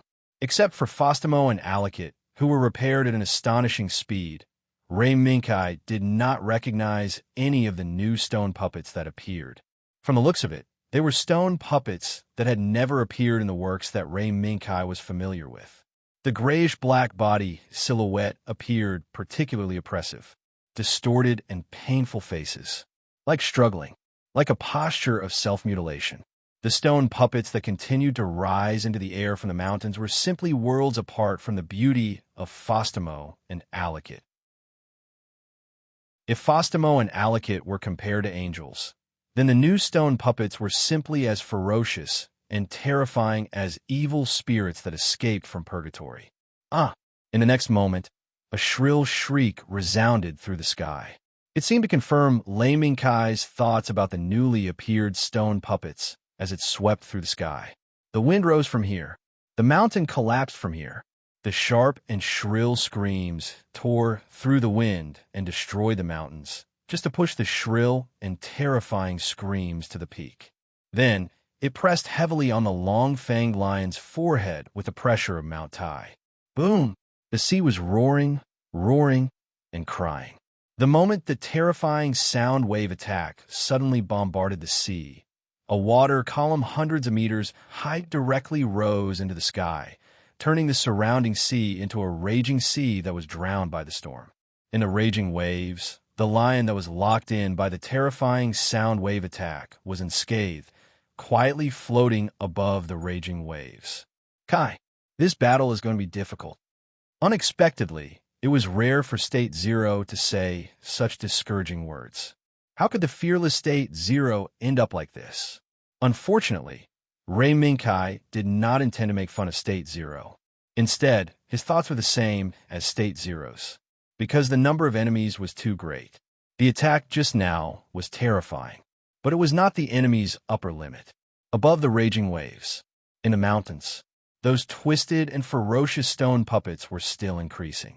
In every lightning that fell from the sky, there would always be one or two twisted and ferocious stone puppets that rose into the air and joined the army that surrounded the lion. Every minute that was delayed, there would be one more twisted and ferocious stone puppet that rose from the mountains. Time was not on the side of Ray Minkai and State Zero. One man and one lion, faced with such a predicament, looked at each other and understood each other's thoughts. Roar! Amidst the shrill screams, the Lion King's roar went straight to the sky and actually suppressed the screams of the twisted and ferocious stone puppets with his own strength. Under the forest-like lightning, the pure white armor reflected the afterglow of the lightning. The fearless lion raised his head high and looked down at Faustinmo, Alikit, and the gradually increasing number of twisted and ferocious stone puppets. No matter how many there are, they're just a pile of mud. What is there to be afraid of? Just smash them. Chapter 759. Thunder rumbled and lightning flashed. Amidst the sky, full of stone puppets, a steel lion was fighting alone. Behind every mournful scream was the sign of the steel lion being dragged into the abyss of death. The water pillars on the sea, the thunderclouds in the sky that were blasted apart, these were the terrifying effects of the resonance weapons. Amidst the forest of water pillars, the steel lion flapped its light wings and quickly and flexibly relied on the cover of the water pillars. After drawing a twisting trajectory on the sea, it magically rushed out from behind Forstimo. It raised its laser claws and slapped down on Forstimo's empty head. Bang! There was no obstruction and no resistance. Forstimo did not react at all to the sudden rush of Forstimo. He still used the sonic resonance weapon step by step and coordinated with the attacks of the other stone puppets. He allowed Forstimo's laser claws to land on his head and smashed half of his body. Walala! The laser claw fell, and countless large and small stones fell from the sky, splashing water on the sea below. Faustus was dead again. But perhaps he would soon appear in front of Ray Minkai and Forstimo again. Next, as the soprano voice that symbolized an attack sounded, the long-fanged lion retracted its light wings and dodged the beam attack from behind by descending rapidly. It was Arakit. The stone puppet with a human head and a bird's body had already locked on a Forstimo from afar. The halo on top of its head followed the soprano voice and shot out beams of light. This mud that is neither human nor bird. Why is it so difficult to deal with? Forstimo scolded unhappily. Arakit's attack frequency was extremely high. The beams from the halo did not seem to need to go through any energy storage, buffering, or heat dissipation process. They came one after another without any gap. Although Alikit's weakness was obvious, it was difficult for the long-fanged lion State Zero to quickly rush into his blind spot and smash him into pieces. Because the twisted stone puppets that rose from the mountains had already flown to the sea, the shrill screams became clearer and more ear-piercing. It made people feel extremely uncomfortable and uneasy. Even more so, there was nowhere for the lion to hide. Choose no. From the very beginning, there was no choice. White light emerged, supporting the long Fong lion's Style Zero. The light wings that gave it freedom to fly suddenly moved. The moment the long Fong lion's Style Zero was brought to the sky, it also stretched to the extreme, gathering the turbulent energy under the light wings. With a slight tremble, the light wings of the long Fong lion released a burst of terrifying light arrows, shattering several stone golems in front of the twisted stone golems that leaped above the sea. This was an attack that Ray Minkai would only use when he was piloting the Lancelot, and he rarely used it. This time, facing multiple enemies, Ray Minkai and State Zero still used the same offensive tactic. In an instant, as the steel lion flew over the group of twisted stone golems, the rain of light arrows from its unfolded light wings had replaced the stormy storm that set off layers of huge waves, shrouding the twisted stone golems in it. The rain of light arrows was mixed with the sound of thunder, violently tearing the force field of the twisted stone golems, and then, as State Zero had said before, smashing these stone golems without reservation. In an instant, the entire sea was filled with gravel formed by the shattered stone golems. In the splashing water, the gravel and mud that were smashed by the rain of light arrows were all collected. The long Fong lion's Style Zero destroyed a large number of twisted stone golems. But the twisted stone golems that rose from the mountains were destroyed faster than the Long Fong Lion Style Zero. Smash one, then two, smash a group, then a pile. K. Is there really such a fast production line in this world?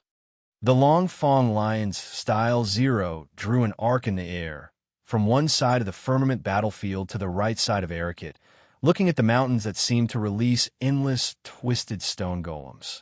I don't know, but now may be an opportunity.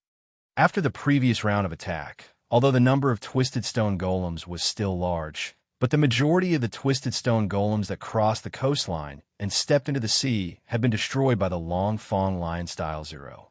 The remaining twisted stone golems still needed some time to fly above the sea and truly threaten the Long Fong Lion Style Zero. Understand. State Zero withdrew his gaze from the mountains and turned to look at Arikit, who was chasing after him. The light wings shook, and the turbulent rain of light arrows suddenly poured down on Arikit. Buzz! Arikit's response was simple. Compared to those twisted stone puppets, Arikit only needed to activate the halo above his head and control it to shoot out beams of light. That was enough to sweep away the dangerous light arrow rain and cause the attack of the long-fanged lion to fail. In fact, the rain of light arrows that was easily swept away by the light beams was just a cover. The Long Fong Lion Style Zero had already disappeared in the brilliance of the rain of light arrows. Where did it go? Of course, it was the same old trick. The moment the rain of light arrows was shot out, the Long Fong Lion Style Zero once again folded its light wings and dived to the sea in a rapid manner. The moment it dived to the sea, it once again spread its light wings, relying on the cover of the turbulent waves, and appeared below Arikit. Arikit's weakness was still effective. Schwa! The moment the light wings spread out and smashed the turbulent waves around the Long Fong Lion Style Zero, the Long Fong Lion Style Zero soared into the sky and quickly rose in a nearly straight line in front of Arikit. Bang! The sudden appearance of the black shadow made Arikit retreat slightly, and the unique brilliance of the Type Zero laser claw followed closely, smashing Arikit's head. Then, it was the second blow that smashed Arikit's waist. At this moment, the left and right laser claws quickly bombarded alternately and blasted the human-headed bird body, stone golem, into gravel. Fostimo, Arikit was killed so easily by that lion. Looking at the steel lion that smashed the stone golem and let out a victorious roar, Lamia's expression was almost sluggish. That was an otherworldly weapon that was enough to destroy most of the armed forces in this world.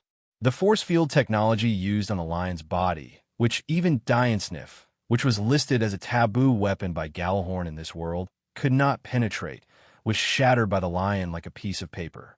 Such a shocking fact made Lamia unable to accept it for a while. Miss L, did you forget? Just now, that lion fought with your pitch-black bow angel. Lu Lucio seemed to be a little stunned, but it was more of an indescribable feeling. Hearing this, Lamia subconsciously shook her head. In the battle just now, although she and the black bow angel fought in a hurry, it was an indisputable fact that they were defeated and fled. If this continues, I'm afraid it will affect his awakening. Mr. K, we must take the next step. Lu Lucio pondered for a moment, then nodded. Then, let's do as Miss L said.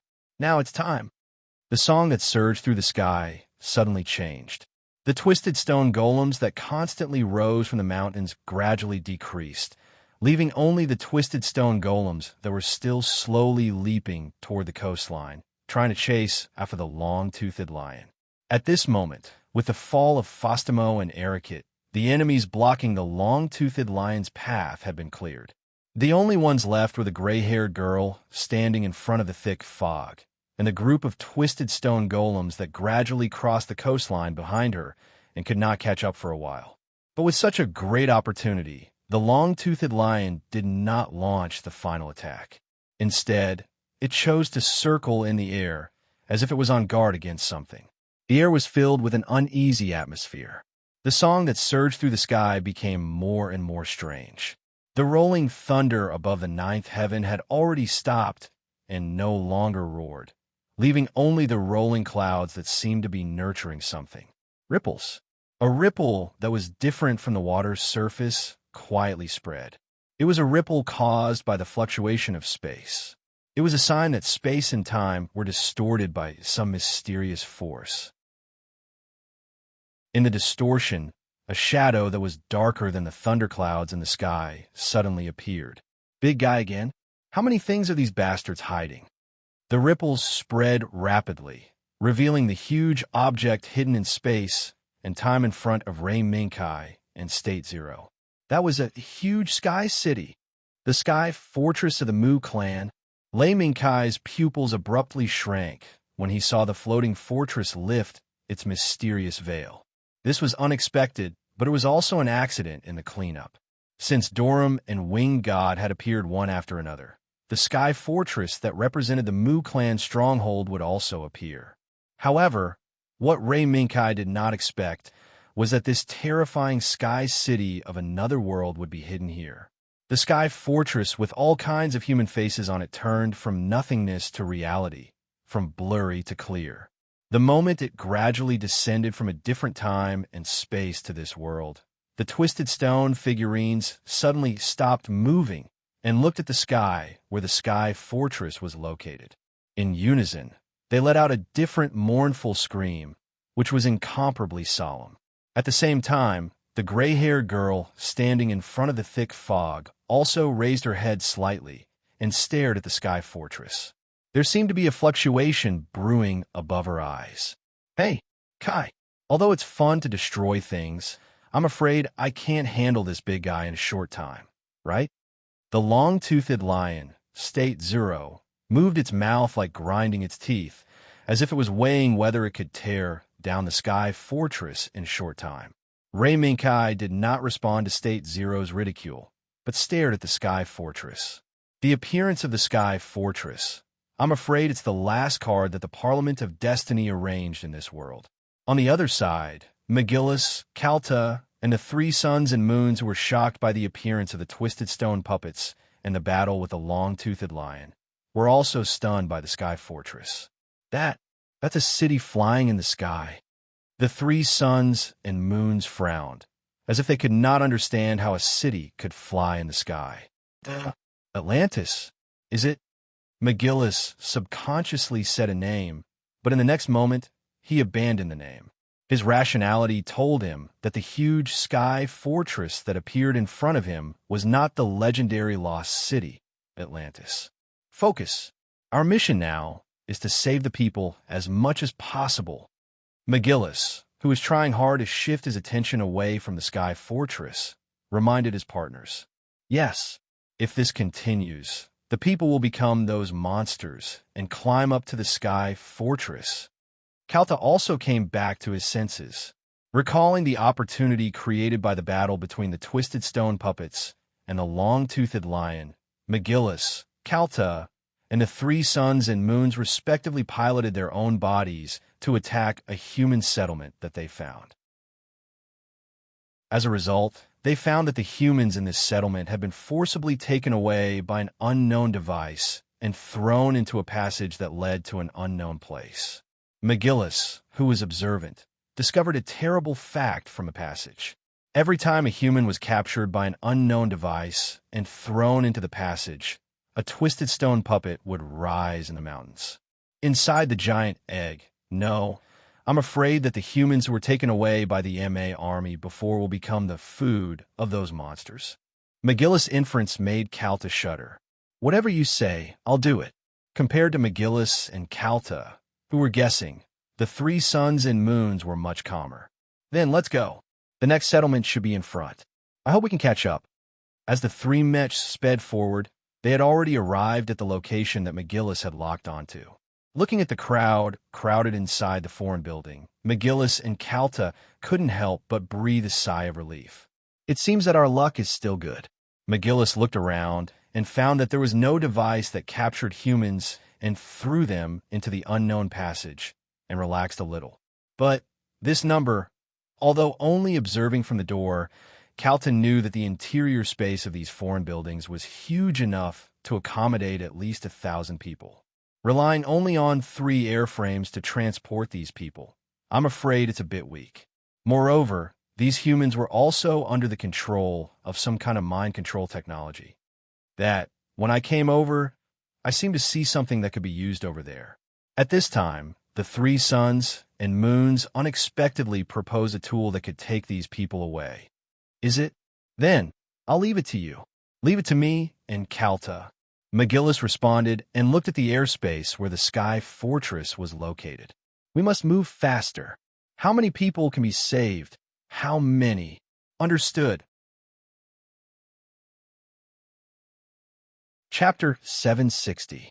From the front, the huge fortress that spanned the sky almost covered the sea below.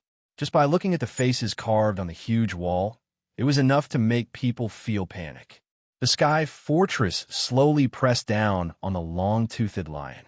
A strong sense of oppression that made people feel more and more desperate followed the approach of the Sky Fortress from another world, and it pressed down on Rei Minkai's heart more and more clearly. Moo! Rei Minkai felt the suffocating oppression and slowly spat out a name. This was just from the front. The Sky Fortress that spanned at least 5 kilometers from left to right was enough to make the humans of this world feel desperate. The huge size naturally meant that it could equip more weapons, stronger, and more terrifying.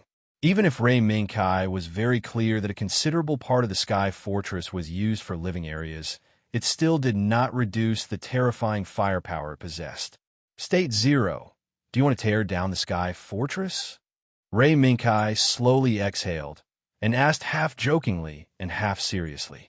State 0 grinned, but did not speak. Everything was understood without words. The enemy wanted to use the appearance of the Sky Fortress to scare the long-toothed lion away. Although this was wishful thinking, Rei Minkai and State 0 did not buy it. Who cares? Let's fight first and talk later. Roar! Facing the Sky Fortress that was far more than 100 times, or even 1,000 times larger than its own size, the long-toothed lion fearlessly let out a roar that shook the sky. This was a challenge. It was a declaration that it would never retreat.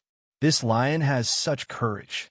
With the appearance of the Sky Fortress, Lamia and Lu Lucio, who had been staying at the seaside to observe the gray-haired girl situation, had also been teleported to the control center of the Sky Fortress.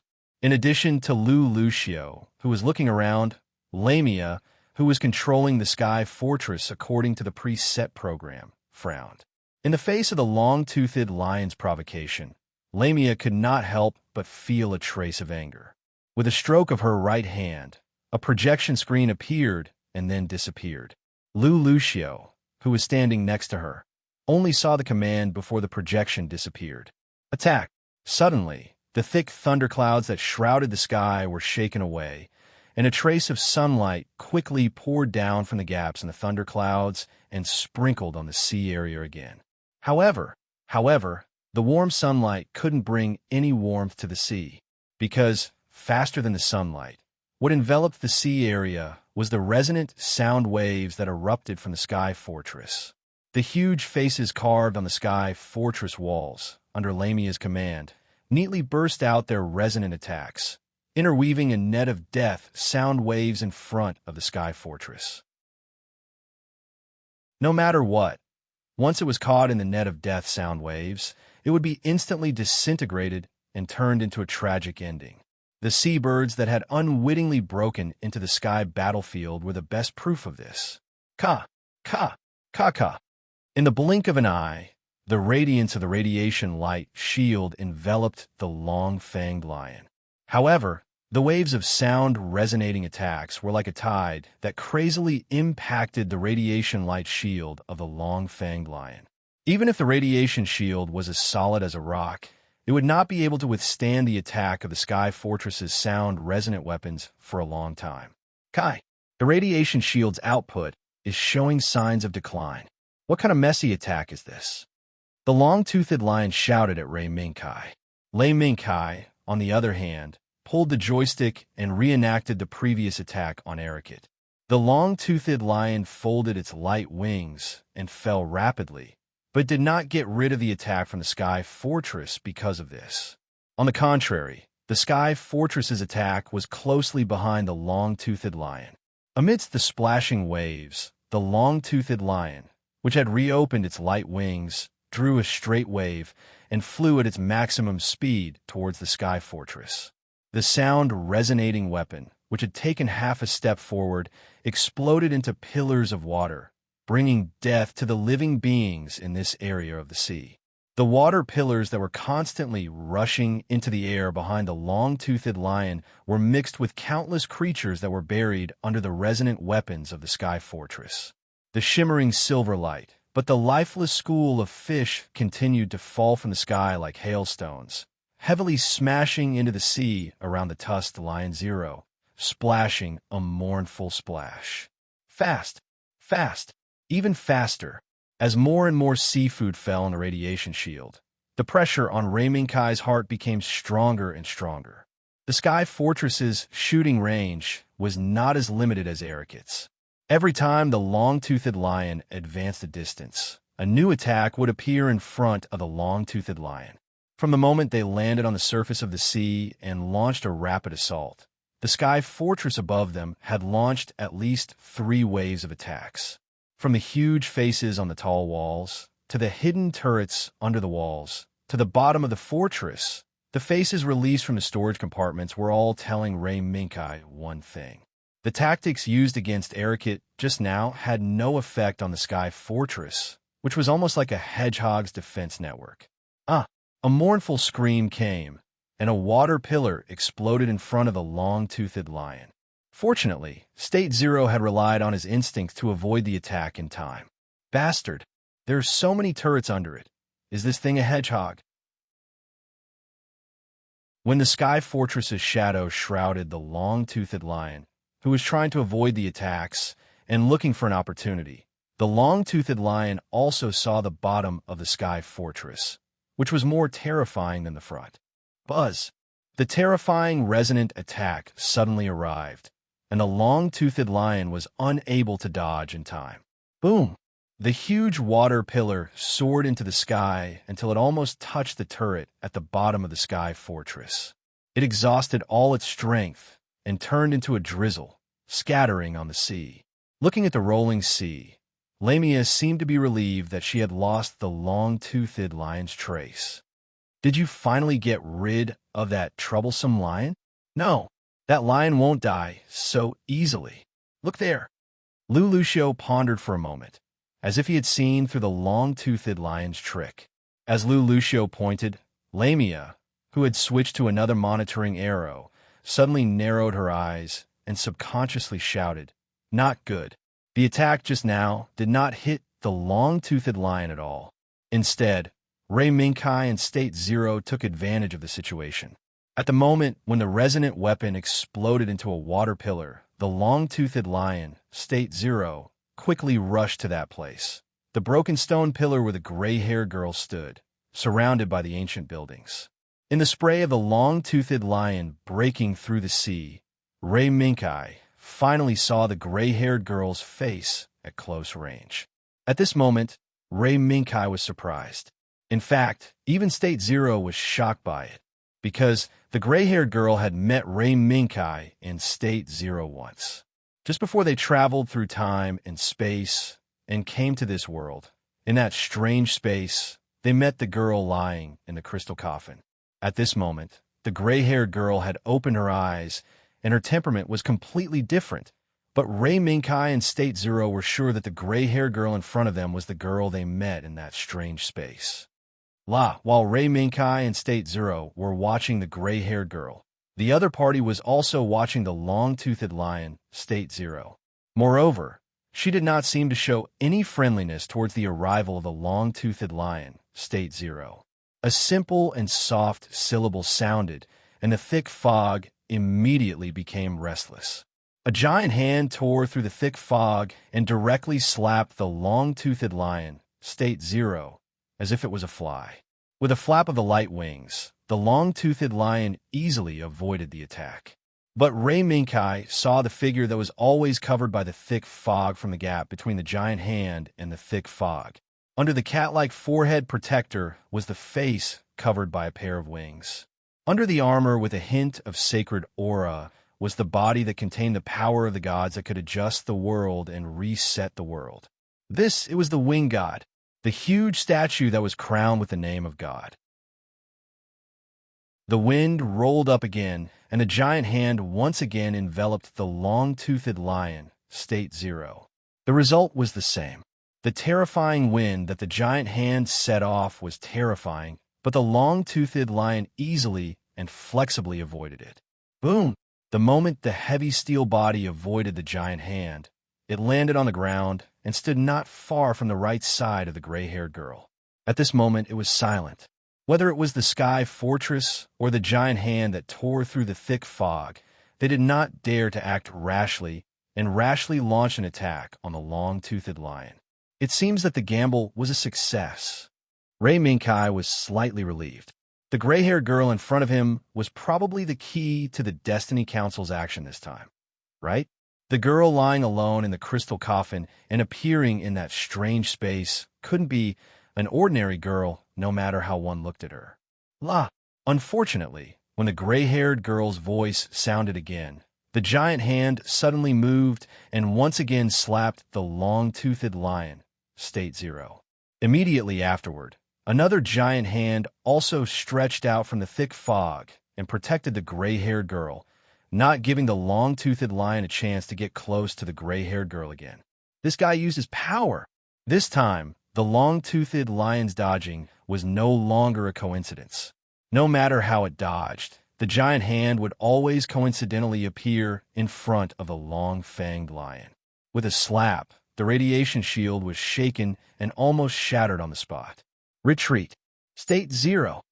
Ray Minkai had confirmed the true appearance under the thick fog. The existence of the gray-haired girl was probably not far from the player Ray Minkai was familiar with. After weighing the pros and cons, Ray Minkai no longer insisted on the gray-haired girl, but chose to leave the area and return to the range of the Sky Fortress firepower. The Sky Fortress firepower was terrifying, but Ray Minkai was unwilling to face the winged god who had the power to regulate the world too early. Especially now, when the long-toothed lion had used up all of its stored energy. Has he awakened? Staring at the camera of the long-toothed lion's rapid retreat, Lamia was surprised and puzzled. I don't know, but the lion's actions stimulated the recovery of the statue. I'm afraid it is also a fact. Lucio's eyes flashed as he calmly analyzed. Is it? It seems that the lion's wishful thinking has failed. Maybe. Looking at the gray-haired girl's side again. The giant hand that tore the thick fog gradually closed, gently holding the gray-haired girl in the palm of its hand, and slowly returned to the thick fog. The moment the thick fog once again covered the giant hand and the gray-haired girl, two bright rays of light penetrated the thick fog and rose above the churning sea. An indescribable sense of coercion fell from the void and descended on this battlefield. Ka! Bang! A shattering sound came, and in the radiance of the radiation shield, the tusked Lion Zero that flew over the sea sank with a loud bang. The terrible coercion caught the long-toothed lion off guard, and there was no resistance. In the dim and cold bottom of the sea, the long-toothed lion that stabilized its body and stood on the sand and dust on the seabed slowly raised its head and looked at the gray-haired girl's position. Its light wings vibrated, and its limbs exerted force, and it rushed out of the sea again. The blazing light wings evaporated the water on the steel armor, and the long-toothed lion's slender eyes were also staring at the thick fog. That thing, is it awake? Maybe and maybe not. Although the coercion just now was terrible, it did not have any killing intent. Otherwise, the long-toothed lion would never have the opportunity to rush out of the sea again so easily. Boom! Suddenly, a pulse arrived. A force centered on the area where the thick fog was located, setting off huge waves of 100 meters high, and the thick fog began to become noisy. Rolling, surging, it seemed that the body covered by the thick fog was undergoing some changes. Was it a sign of birth? Or perhaps a sign of a premature death? This no one could know. Even the high and mighty sky fortress could only raise its altitude at this moment, quietly watching everything below and no longer paying attention to the long-toothed lion. Dong, dong, dong. Between heaven and earth, there was a sound that sounded like a beating heart, like a drum, once again stirring up the song that surged in the sky, praising the supreme existence. Winged God. The thick fog rolled, surged, and became faster and faster, so fast that it was almost impossible for the naked eye to distinguish the state of the thick fog at this moment. Until a certain moment, when the rolling and surging thick fog was no longer noisy and active, the eggshell broke. Under the cat-like forehead protector was the liberated face when the wings stretched out. The moment the sacred armor was completely unfolded in this world. He revived. At this moment, this sea, this land, and even this world were praising his name. Winged God, descend. Chapter 761. Outside the giant egg. A rapid reinforcement force that had been urgently mobilized from the headquarters of Gallowhorn finally arrived at the area. Not to mention, the terrifying scene of the battle between the tusked lion and the black-bow angel had shocked the support troops led by Galio.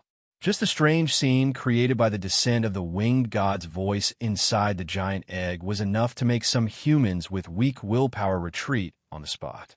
They either froze on the spot or knelt on the ground, crying bitterly in remorse. Looking at his subordinates who were in chaos, Galio had a headache, but he was also puzzled. What exactly happened inside the giant egg? From the last information that McGillis sent back, the giant egg did indeed hide the humans who had been taken away. But the information did not mention that such a strange scene would occur. Shah! Galio!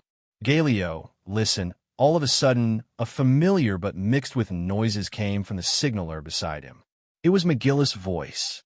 Their friendship since childhood made Galio instantly recognize the owner of the voice. This is Galio Barjuan. McGillis. Farad, please reply.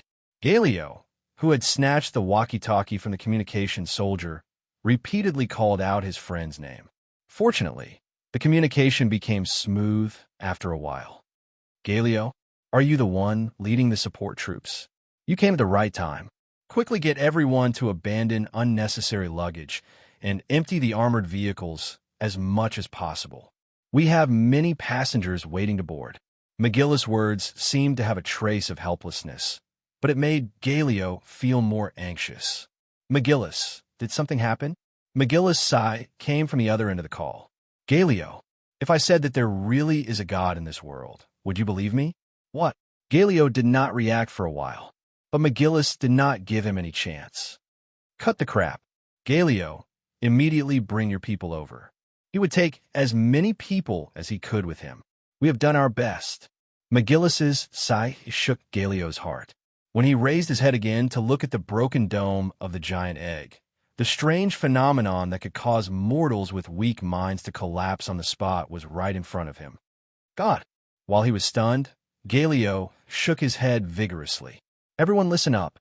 Everyone who can still move forward immediately and assist our allies in evacuating the civilians. Quick! The moment the winged god's voice descended, McGillis, Carta, and the three suns and moons finally saw a glimmer of hope. However, in the face of such a large number of people who were under mind control and unable to move on their own, the people that Galio brought with him were just a drop in the bucket. The only way to perfectly resolve the current situation was probably the confrontation on the battlefield. Go against the gods. In front of McGillis's eyes, specially adjusted by the Alea consciousness system, the lens was fixed on the confrontation with the long-fanged lion, the pure white figure suspended in the sunlight. Sir Knight, can you fight against the gods? One person, one lion. Such a combination may be placed in ancient times. Perhaps it would be a bloody fight that would make people's blood boil. But now, it was a confrontation between the top weapons built by the extreme technology of each world. The long-fanged lion, from the world of Sovin's mechanical beasts, a metal life that had undergone many evolutions. The winged god's voice, created by the Mu race, a huge statue with the power to regulate the world. If there was a conflict between the two, I'm afraid. Can we let him retreat for the time being? Now that he has just awakened, I'm afraid he hasn't fully mastered his power. Lucio witnessed the whole process of the winged god's voice breaking the eggshell condensed by the thick fog and officially descending. But he didn't want to let the winged god's voice and the long-fanged lion fight. We can't. An answer that was both disappointing and reasonable came out from Lamia's mouth. We can't affect his existence. All we can do is to welcome his arrival. I'm afraid the only one who can affect him is the speaker. Lamia's gaze was fixed on the winged god's voice, but her words made Lucio feel helpless. Not being able to affect the winged god's voice was equivalent to only being able to watch the battle that might happen and nothing could be done. Such a feeling was really terrible for Lucio. In front of the sky fortress, the huge pure white statue stared at the long-fanged lion in front of it, and then raised its right hand. In an instant, the long-fanged lion suddenly rose in height and quickly broke away from the front of the huge statue. Boom! A strong light blasted out from the palm of the huge statue's right hand, passing under the long-fanged lion and hitting the mountain in the distance. Rumble! In an instant, the mountain collapsed and the ground cracked. The mountain that was at least hundreds of meters high was shaved off by nearly 100 meters under the bombardment of this strong light. How could the giant statue's attack be so terrifying? Looking at the rolling gravel and dust, the holographic image of State Zero couldn't help but swallow non-existent saliva. Kai, is it too late to retreat now? It's too late. The winged god has woken up. The only thing you can do now is to pray that this guy will not immediately adjust the world and cooperate with me. The winged god's active attack undoubtedly announced that the two sides had entered the battle. Now, what Ray Minkai and State Zero could do was to use all their skills to persevere under the attack of the winged god and look for opportunities to win the battle. What about the radiation shield? No, it can't be used for the time being. The pressure just now overloaded the radiation shield system. Then let's do something exciting. Without the radiation shield, even if the armor on the body was hard, it would be difficult to withstand the resonance attack of the winged god. With a flap of the light wings, the long-fanged lion rushed to a higher altitude, once again widening the distance with the winged god. However, the winged god just quietly stayed in place, looking up at the long-fanged lion flying higher and higher, without any intention to chase. In the blink of an eye, the long-fanged lion that rushed above the clouds circled half a circle, looking down through the gaps of the clouds. After looking up at the winged god, it turned and plunged into the clouds on the right and disappeared. Perhaps, from the perspective of a bystander, the long-fanged lion's move was like a loser who fled quickly under the cover of the clouds. But the winged god was unmoved, only quietly suspended above the sky fortress, looking up at the clouds where the long-fanged lion disappeared. At this moment, the sun was still bright, the waves on the sea gradually subsided, and the sound of the wind gradually softened, as if the battle was over. At the moment when seabirds once again appeared on the coastline, above the clouds, there was a sudden thunder. Roar! The thunderous roar of the beast resounded through the sky. The dazzling light wings tore the clouds, and the brilliance from the sky blasted on the head of the winged god in the blink of an eye. Boom! The powerful shock wave set off by the collision between the terrifying attack and the target not only cut the air, but also set off layers of huge waves on the surface of the sea that had just calmed down. The violent shock wave even made the sky fortress feel a little shaky. This blow was the full-powered attack of a long-fanged lion. However, it did not achieve the expected result. At the moment when the laser claw with the power of gravity fell, the winged god, who had been staring at the clouds, raised his right hand like lightning and blocked the long-fanged lion's attack at the cost of the broken armor. The light wings vibrated, and the long-fanged lion quickly retreated, not giving the winged god any chance to seize the opportunity to counterattack. Sure enough, as the long-fanged lion retreated rapidly, the winged god raised his intact left arm, trying to hit the blow that blew up a mountain before.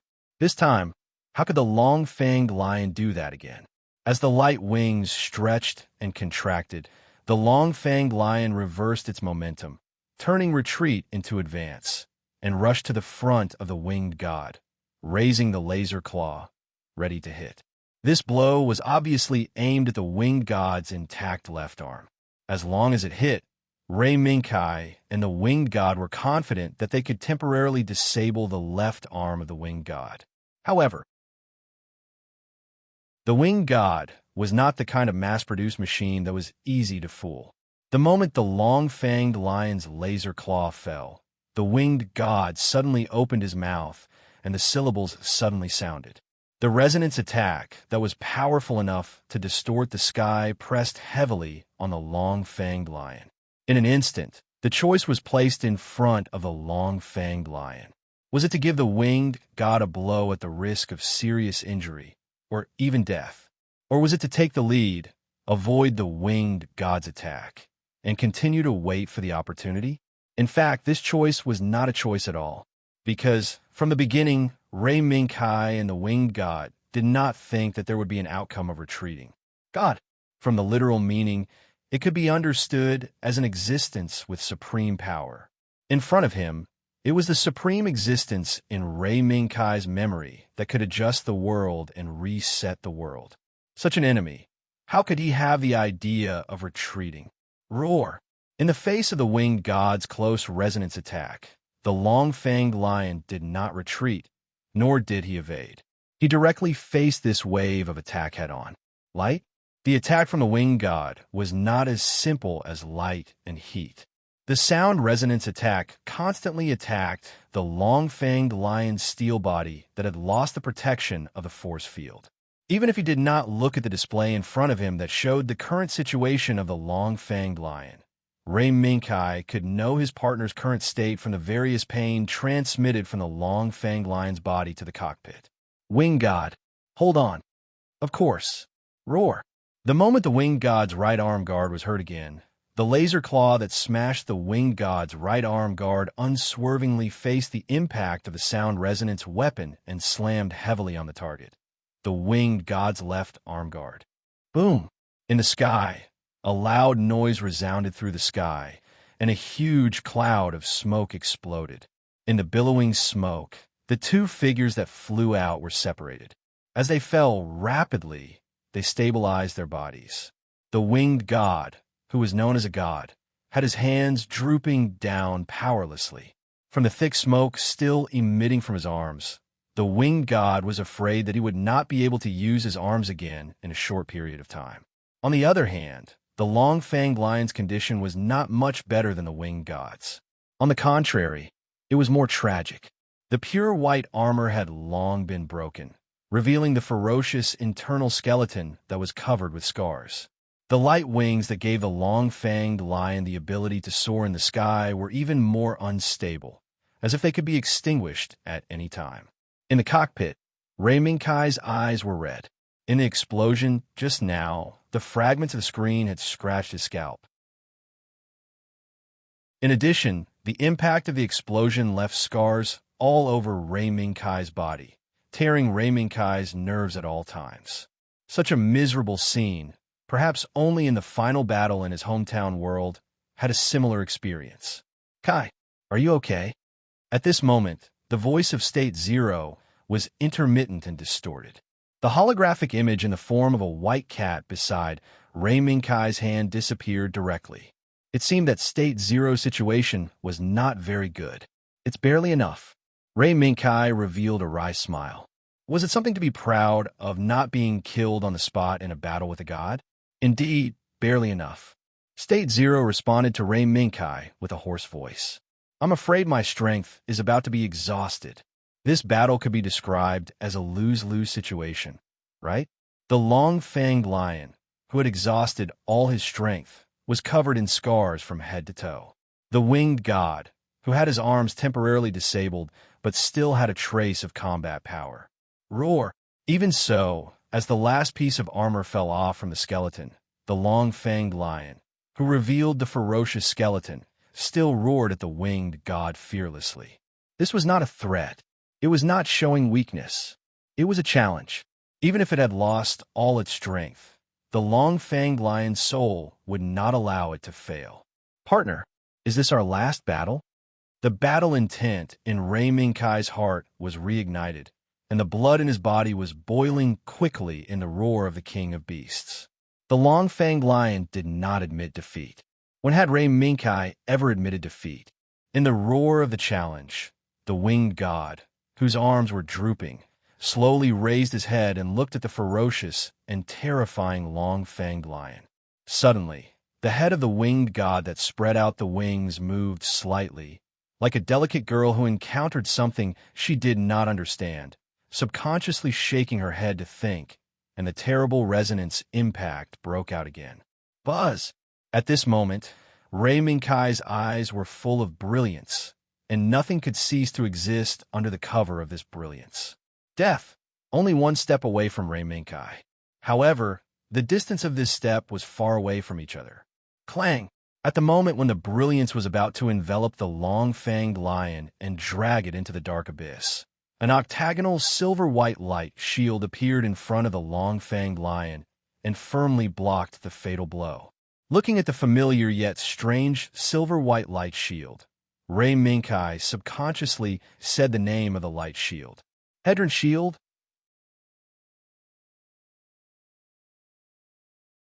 Chapter 762. Hedron Shield. Not good. Forerunner. The moment the octagonal silver-white light shield appeared, Lamia's face suddenly changed. Regardless of whether her next action would affect her, she immediately teleported into the cockpit of the Darkbow Angel that had almost repaired itself. Mr. K. Sky Fortress will initiate emergency evacuation procedures. Find a safe place and get ready. Such a flustered performance surprised Lu Lucio. This was not Lu Lucio's fault. Since he inherited the name of the Emperor and the property, he only knew about the so-called Forerunner through the Parliament's database. In addition to the identity of the savior recognized by the world, only the Forerunner was above the level of being the enemy of the Parliament of Destiny. As for the others, Lu Lucio, who had never had any contact with the Forerunner from the beginning to the end, did not have much of a sense of reality. Therefore, he was very surprised by Lamia's attitude at this moment. Miss L, do you think the Forerunner will appear here? The moment Lu Lucio's question passed to Lamia's ears, the seemingly flustered woman suddenly calmed down. In fact, this was not Lamia's fault. If the Foreigners had really discovered his existence, they would have probably appeared immediately to stop his recovery, instead of waiting until the moment of his complete recovery to arrive late. However, the octagonal silver-white light shield was the only one in the universe that the Parliament of Destiny knew. Other than the Forerunner, is it the daughters of the Forerunner? The answer was correct. The moment the winged god's resonance attack was completely offset by the silver-white light shield, the sky of this sea region was stagnant. The extreme stagnation even caused all the creatures in it to have a sense of time, where they were, and space had fallen into an indescribable stagnation, until that trace of sound came. Hiss, ka, as if something was torn apart. The moment a hole was torn in the hearts of all the creatures, the sky shattered. Countless fragments refracting the brilliance of time and space scattered, and a huge warship with its head held high rushed into this world from the shattered sky. At the same time, with the appearance of this huge battleship, the holy song that was surging in the sky seemed to have encountered some kind of obstacle and suddenly stopped. At this moment, the radiance around the god of wings became sluggish and dim. The divine radiance it emitted seemed to be pulled by the huge battleship that suddenly rushed into this world, and it became more and more unstable. On that day, when the purple perilla flower bloomed, singing, a different song than the sacred song that was raging in the sky suddenly came. Like a monstrous wave, it swiftly and violently expelled and suppressed the divine song that was surging through the sky. In the blink of an eye, the sacred song that shrouded this area of the sea was constantly retreating until it was completely suppressed by the sudden appearance of the song around the winged god. Only when the small world gradually stopped its extremely impactful song. Macross, Ray Minkai, whose life had been saved by the silver shield, had a complicated expression on his face. That was right. He had already recognized the origin of this huge battleship that had broken through space and appeared on this battlefield. Macross Demonis. It was the cosmic battleship that the sisters who led him to Xing Yao City boarded. The next moment, a communication request from the huge battleship sounded. This is Macross Demonis. Ami Nana. Inspector Ray Minkai. Please reply if you receive this. Please reply if you receive this. Listening to the communication request, Ray Minkai and the White Cat State Zero, who had reappeared in holographic form, looked at each other. It seems that we are saved. White Cat State Zero sighed slightly. This is Ray Minkai. Long time no see. He Nana. The moment Ray Minkai responded, the other party's reply followed closely. It really is Ray Minkai. It seems that we are in the right place. So, where's teacher? In the blink of an eye, an image appeared on the screen in front of Ray Minkai. It was the profile picture of the blonde girl, Hinana. Moreover, from the gap in the image, it could be seen that there seemed to be a stage with colorful lights behind Hinana. Teacher. Ray Minkai was stunned for a moment, then realized something. Lux is fine, but she is not on this battlefield. Is that so? Then I am relieved. Now, let's solve the matter in front of us as quickly as possible. The communication between the two seemed to take a long time, but in fact, it happened in the blink of an eye. The moment the huge battleship completely entered this world, the feeling of time and space being stagnant quietly disappeared. Behind Winged God, another figure appeared. A black body, a pair of black wings, and gradually from the gaps in the armor, a black and red stream of light rose between the wings. Thou angel, seeing the black body that appeared behind Winged God, Ray Minkai's gaze changed, and he was very surprised. This guy is actually not seriously injured. Like Ray Minkai, State Zero was also very surprised. No, State Zero, Bao Angel is still injured. It's just attacking by force. Ray Minkai's eyes were very sharp, and he immediately saw that the black Bao Angel was deliberately controlling the flow of the black and red stream of light to cover up some small movements. Every flow of the black and red stream of light flowed along the unhealed wounds on the black Bao Angel's body. It could be seen that the black Bao Angel situation was not optimistic in the previous battle between the two sides. However, even if Ray Minkai saw through the black Bao Angel situation now, he was somewhat helpless. Target set. Attack path calculation completed.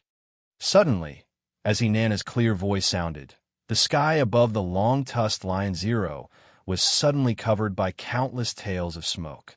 At this moment, the sunlight that shrouded the long-tusked Lion Zero quietly faded, leaving behind the shadows of countless missiles that rose from the Macross Ferry. Sharp whistling sounds swept across the sky, bringing the destructive flames to the enemy, and at the same time, causing countless bright flowers to bloom in the sky. Long-tusked Lion Zero now passed through the Hedron shield in front. Before Ray Minkai and State Zero could marvel at the powerful attack created by the Macross Ferry, Hinana's voice followed. At the same time, the Hedron shield that blocked the resonance attack of the Winged God for the long-tusked Lion Zero also showed signs of retreating, flying towards the long-tusked Lion Zero. State Zero subconsciously wanted to avoid it, but Ray Minkai had a tight grip on the joystick.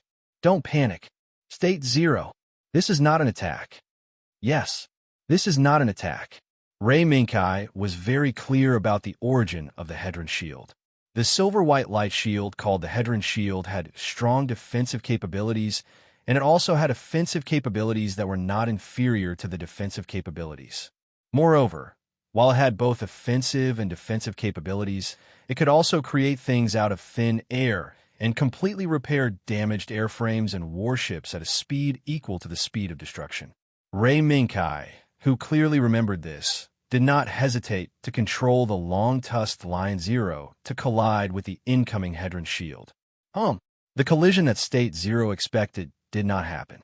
On the contrary, when the long-tusked Lion Zero collided with the Hedron shield, it felt as if it had broken through the surface of the water.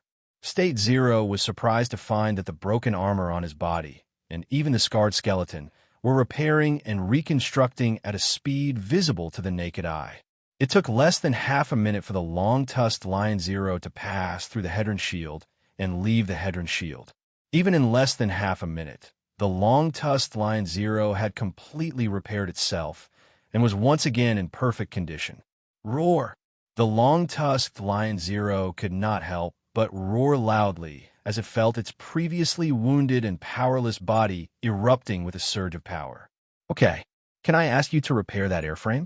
My sister and I have some things to settle with the statue of God. There was naturally a price to pay for such a fast repair, but Ray Minkai was willing to pay this price. Understood.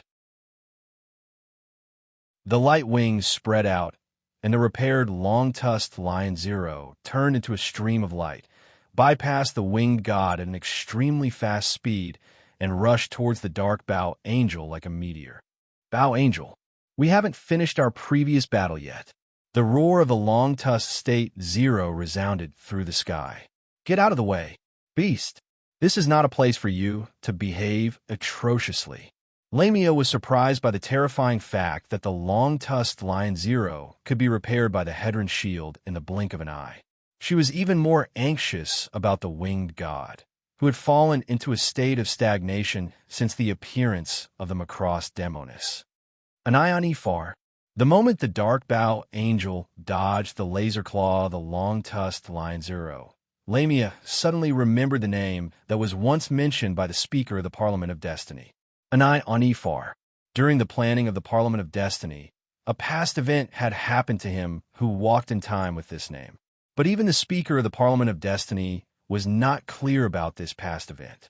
But the Speaker of the Parliament of Destiny had mentioned this unknown past event many times and asked the many members responsible for implementing this plan to be careful of everything related to the name Anion Ifar. Right now, the huge battleship that caused the winged god to stop most of its functions, could it be that it had something to do with Anion Ifar? Questions kept popping up, but Lamia did not have the opportunity to verify them. The recovery of the long-tusked Lion Zero was far beyond Lamia's expectations. The long-tusked Lion Zero was not only restored in terms of appearance, but even the energy consumed when the Void Slash was used to shatter the giant egg was restored by more than half. With such an amazing recovery effect, not to mention Lamia, even the parties involved, Ray Minkai and the long-tusked Lion Zero, were somewhat surprised. Roar! As the laser claw waved, the dark Bow Angel's figure flickered and retreated 100 meters away like a ghost. It raised its hand and pulled the bow. This move again.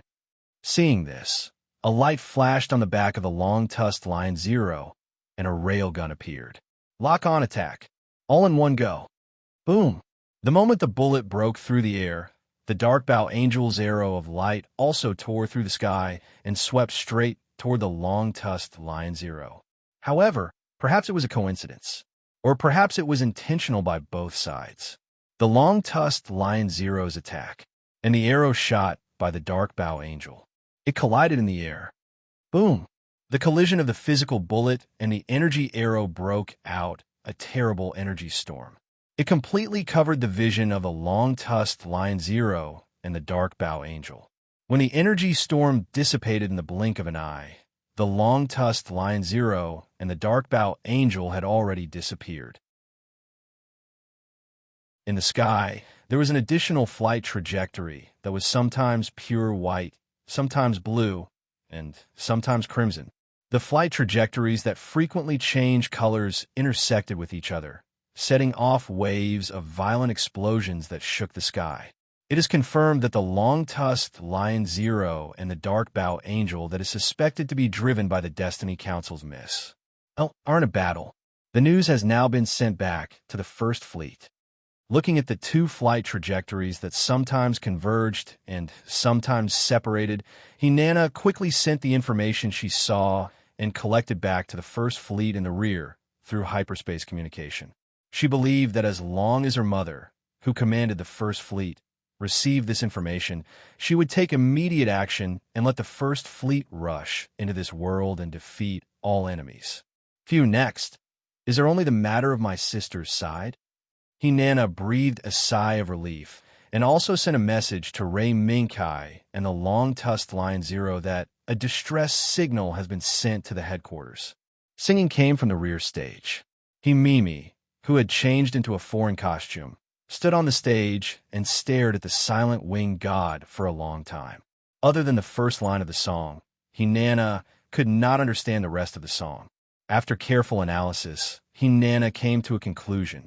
This was a language from a different time and space world. It didn't seem to be recorded in the civilization database of the City of Stars. Clang! The blade swung in the air, and the long-tusked Lion Zero, who attacked the Dark-Bow Angel in the form of Zenaida, forced the Dark-Bow Angel to retreat. Ray Minkai slowly exhaled. As the battle went on, whether it was him or the long-tusked Lion Zero, they gradually got used to the Dark-Bow Angel's attack rhythm. Although they took advantage of the fact that the Dark-Bow Angel couldn't be completely subdued and forced to fight, it was a fact that they were on par with it. Kai, what the hell is going on over there? Is it a duet? In the midst of the battle, the long-tusked Lion Zero also paid attention to the situation on the winged god's side. The song still resounded through the sky, but the atmosphere between the Macross fairy and the winged god was a bit strange. It seemed to be waiting. It also seemed to be calling. Suddenly, a light flashed in front of his eyes. It was the light of the Dark-Bow Angel's beam sword. The long-tusked Lion Zero retracted its beam wings and lowered its body to avoid the Dark-Bow Angel's stab. Unexpectedly, after avoiding the beam sword that pierced through the air, the Dark-Bow Angel's knee hit it. In a hurry, the long-tusked Lion Zero waved its right claw and slapped it fiercely. It didn't care about the possibility that it might be hit hard and directly responded to the opponent's attack by meeting force with force. In a flash, the long-tusked Lion Zero's right claw scattered the Dark-Bow Angel's afterimage, but the Dark-Bow Angel's figure disappeared. Ray Minkai turned his eyes and found that the Dark-Bow Angel had flown a long distance away and was heading straight for the winged god.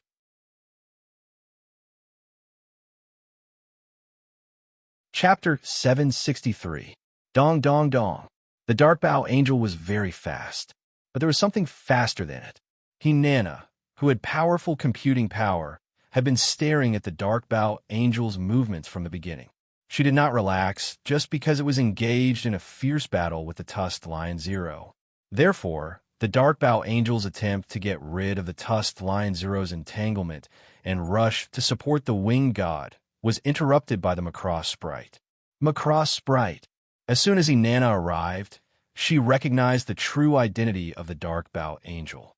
Lamia also recognized the true identity of the huge warship that broke through space and rushed into this world. The second daughter of the Pioneers, Hinana. The biological daughter of the Pioneers and the First Fleet's super flagship, King Kong.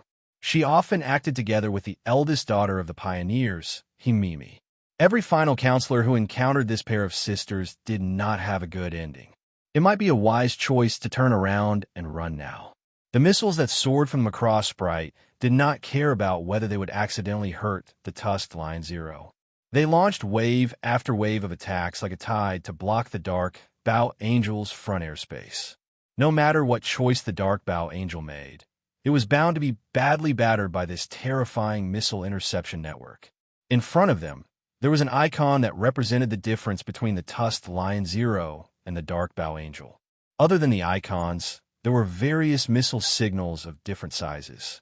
These signals, under Hinana's powerful computing power, were accurately calculated by individual units and attacked the Dark-Bow Angel along the trajectory calculated by Hinana. Buzz! The Dark Bow Angel's illusion gun, hidden in the armor, shot out beams of light frantically, blasting the incoming missiles one after another. In an instant, a wall of fire formed by the explosion of missiles blocked the Dark Bow Angel. It was very beautiful, but Lamia was not careless because of this. She knew very well. The scene in front of her was already the limit of the Dark Bow Angel. The Black Bow Angel that was injured and forced to attack would not be able to last long under the terrifying attacks of the Macross Fairy. In particular, while dealing with the Macross Sprite, Lamia had to divert her attention to guard against the almost fully recovered Tusked Lion Zero with the support of the Hedron Shield. Hedron Shield. Lamia bit her lip subconsciously. There was only one such powerful Hedron Shield in the entire universe. At this moment, Lamia finally understood why the powerful Speaker of the Destiny Parliament could only choose to avoid the Harbinger's attacks and save his own skin when facing them. Roar! Amidst the sky full of missile attacks, the Long Fong Lion-style Zero roared again. Lamia's heart tightened. Had the beast finally caught up? The laser claws tore through the wall of flames in front of the Dark Bow Angel, bringing with it the flames that had yet to dissipate as it charged towards the Dark Bow Angel. Beast! Get out of my way! First blocked by the Macross Fairy, then caught up by the Tusked Lion-style Zero, Lamia couldn't help but feel a little angry.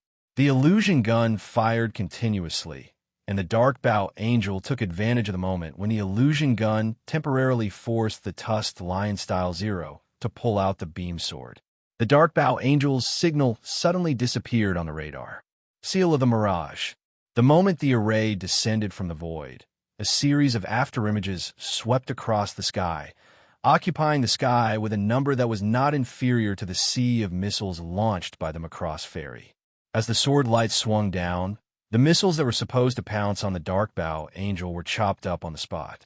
In an instant, the sky that changed from a storm to a thunderstorm, and then to a clear sky once again ushered in the moment of change.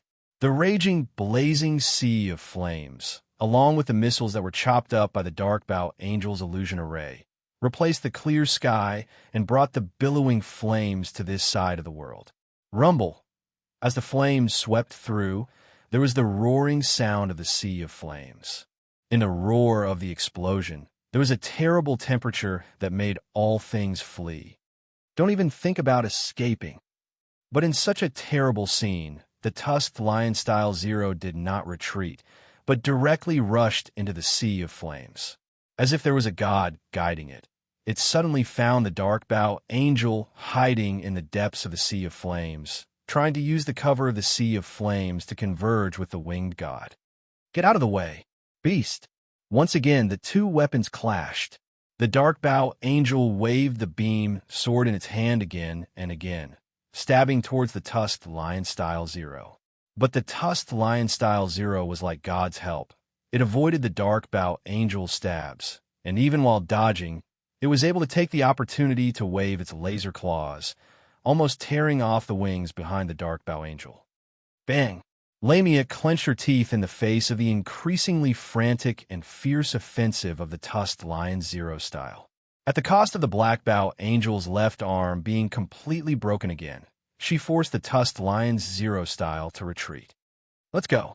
In the next second, Lamia simply didn't care about how much damage her guild leader's Form-Fanged Lion Zero would receive from her heroic method of cutting one's wrist.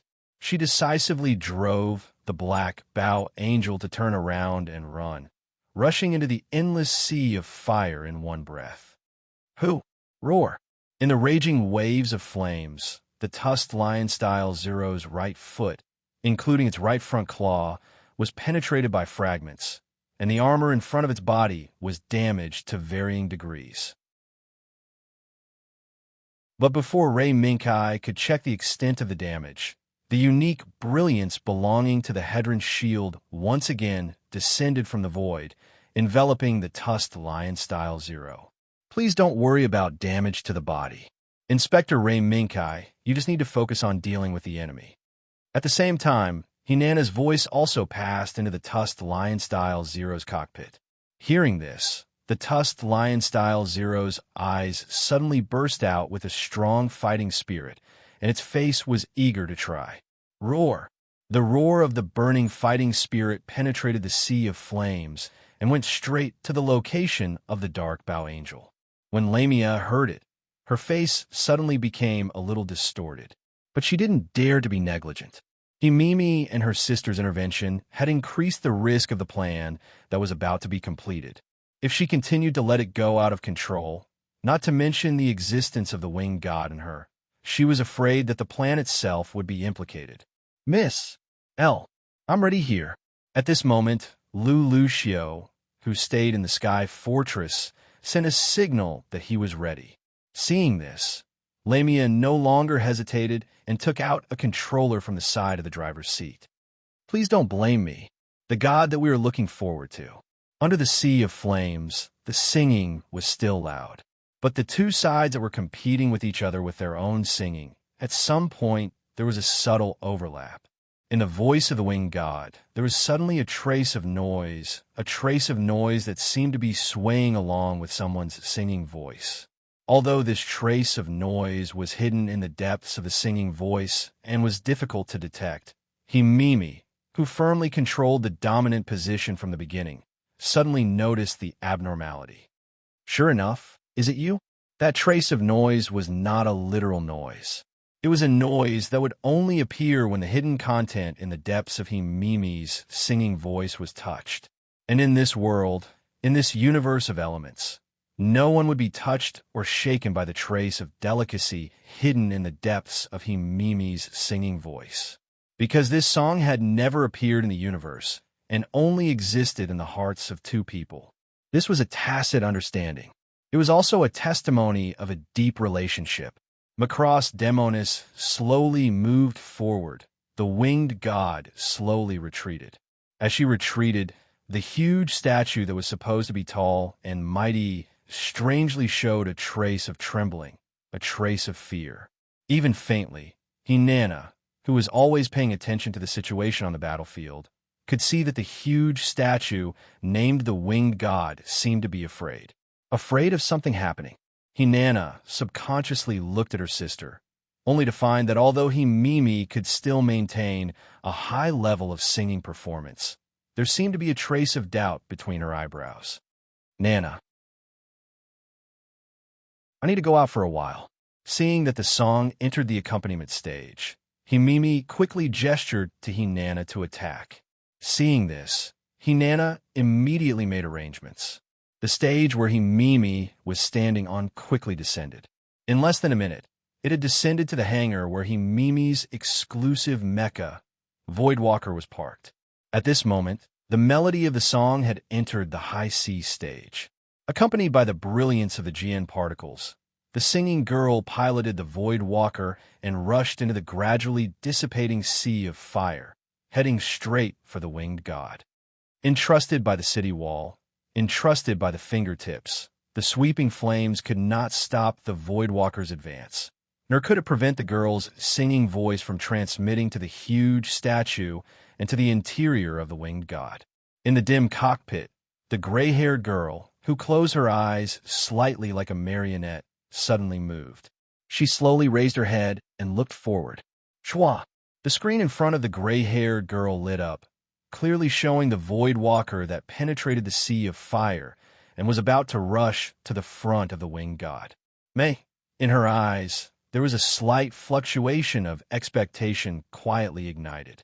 But before the gray-haired girl could say the name that appeared in her heart, a palpitating fluctuation tore through the void and dragged the gray-haired girl's consciousness directly into the bottomless abyss. Boom! Crack! Between heaven and earth, there was a roar. The fluctuation that dragged the gray-haired girl into the bottomless abyss completely dispersed the sea of fire and shrouded the Sky Fortress.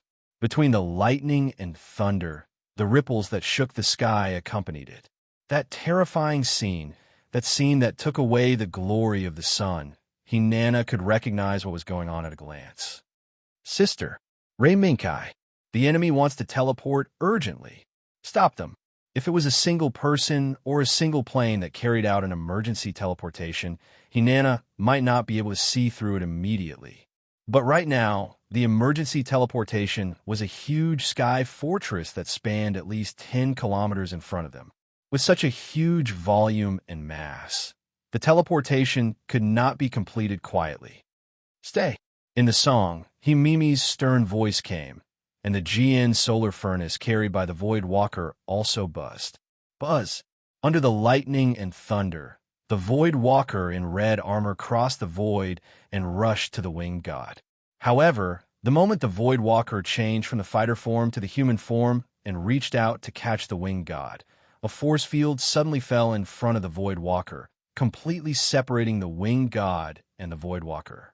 Moreover, the fall of the force field was not as simple as separating the two. With the fall of the force field, the winged god seemed to be pulled by some kind of force and was quickly dragged to the sky fortress, further increasing the distance between the Void Walker and the Void Walker. No, Anna. The separation of the force field ignited a trace of anger in Himimi's heart. She couldn't wait to break out all her power and smash the force field in front of her.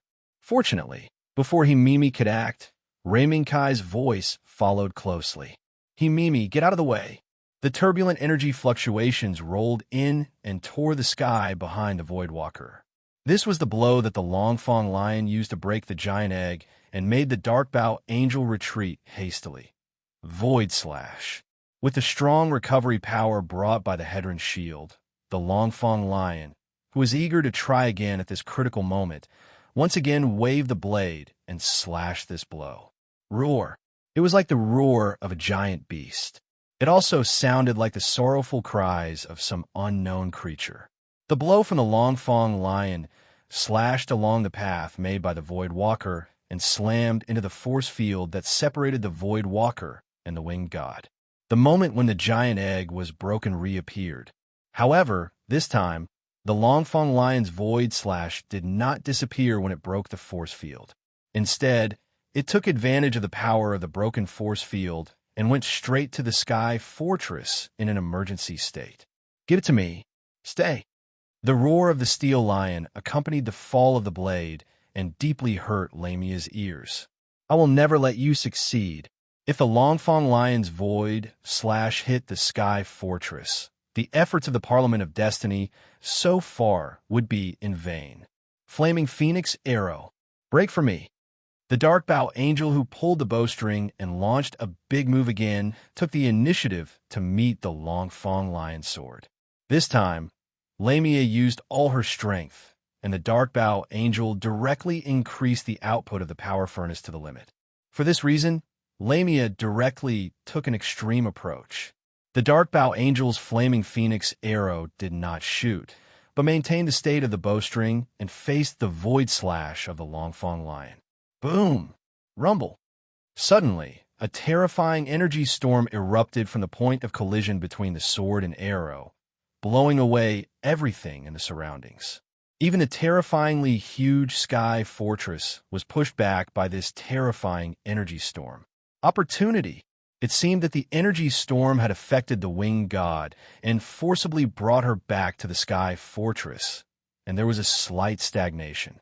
Seeing this, Void Walker did not hesitate to bypass the Longfang lion and the Darkbow angel from the side and went straight to the winged god. Everything seemed to have been decided. However, in the sky fortress, there was a man named Lu Lucio. Miss L. Opportunity. Retreat. When Lu Lucio's voice fell, a blazing brilliance erupted from inside the sky fortress. It was self-destruction. Lu Lucio actually took such an extreme approach at the moment when he was about to usher in failure. He detonated the entire sky fortress, mercilessly engulfing the sea, the sky, and the land in the distance. In order to give them a chance to escape from the hands of the Longfang lion, Void Walker, and Macross Fairy.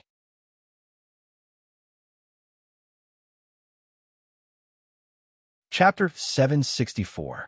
The silver-white light shield quietly floated in the air, surrounding the damaged space battleship so tightly that not even a drop of water could leak out. Even if the battleship, which was more than 1,000 meters long, was sitting on the cracked ground, it could still bring a great visual impact to the humans.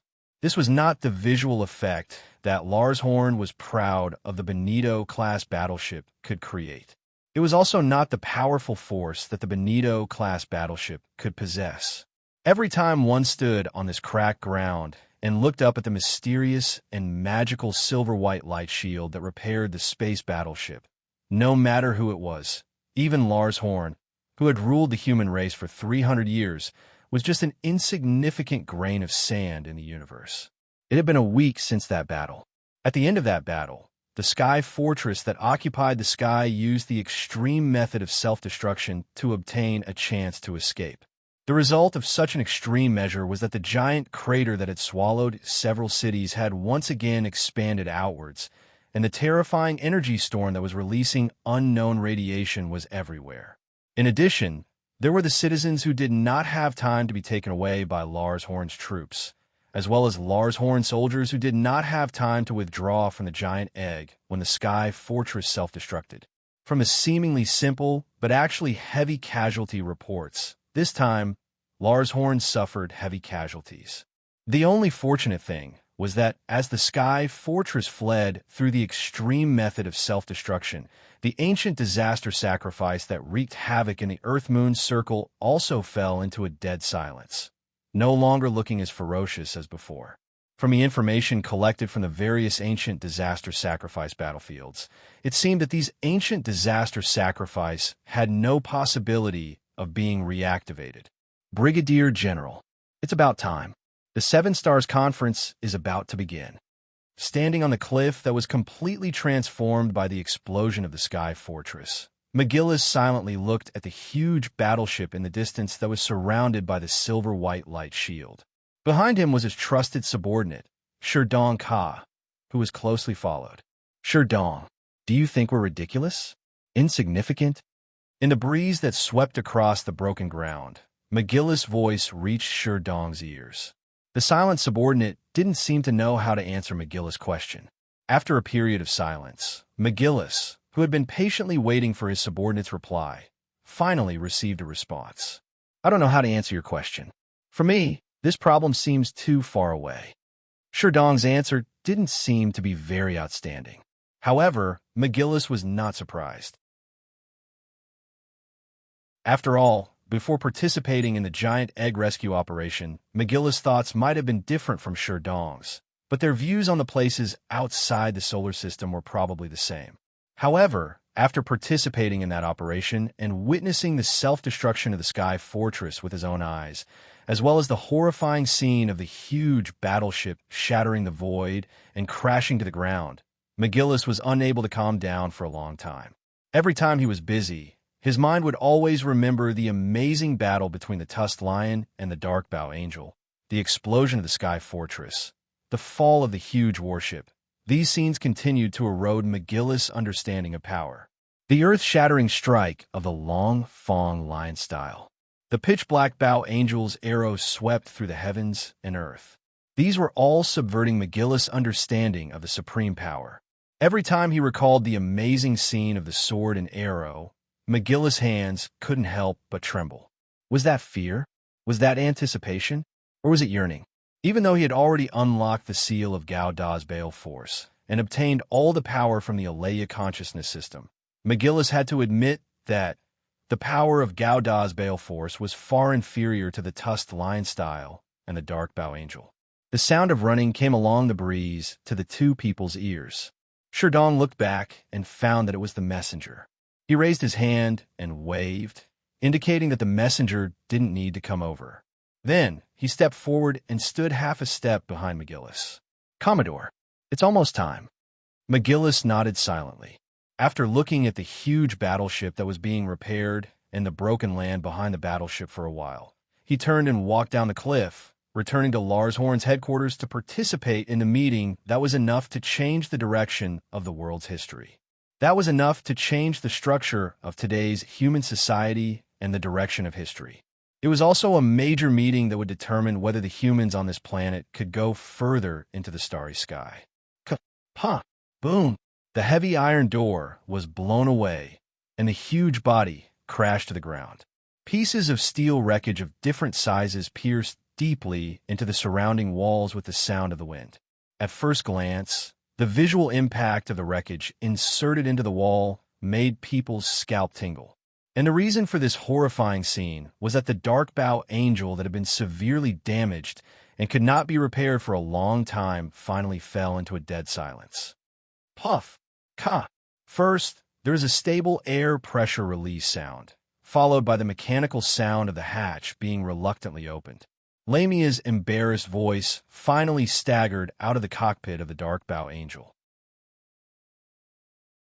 Before landing, Lamia, who was almost exhausted, almost fell to the ground on the spot. Fortunately, a figure flashed from the side and supported her in time. "Miss L, it's rare to see you like this."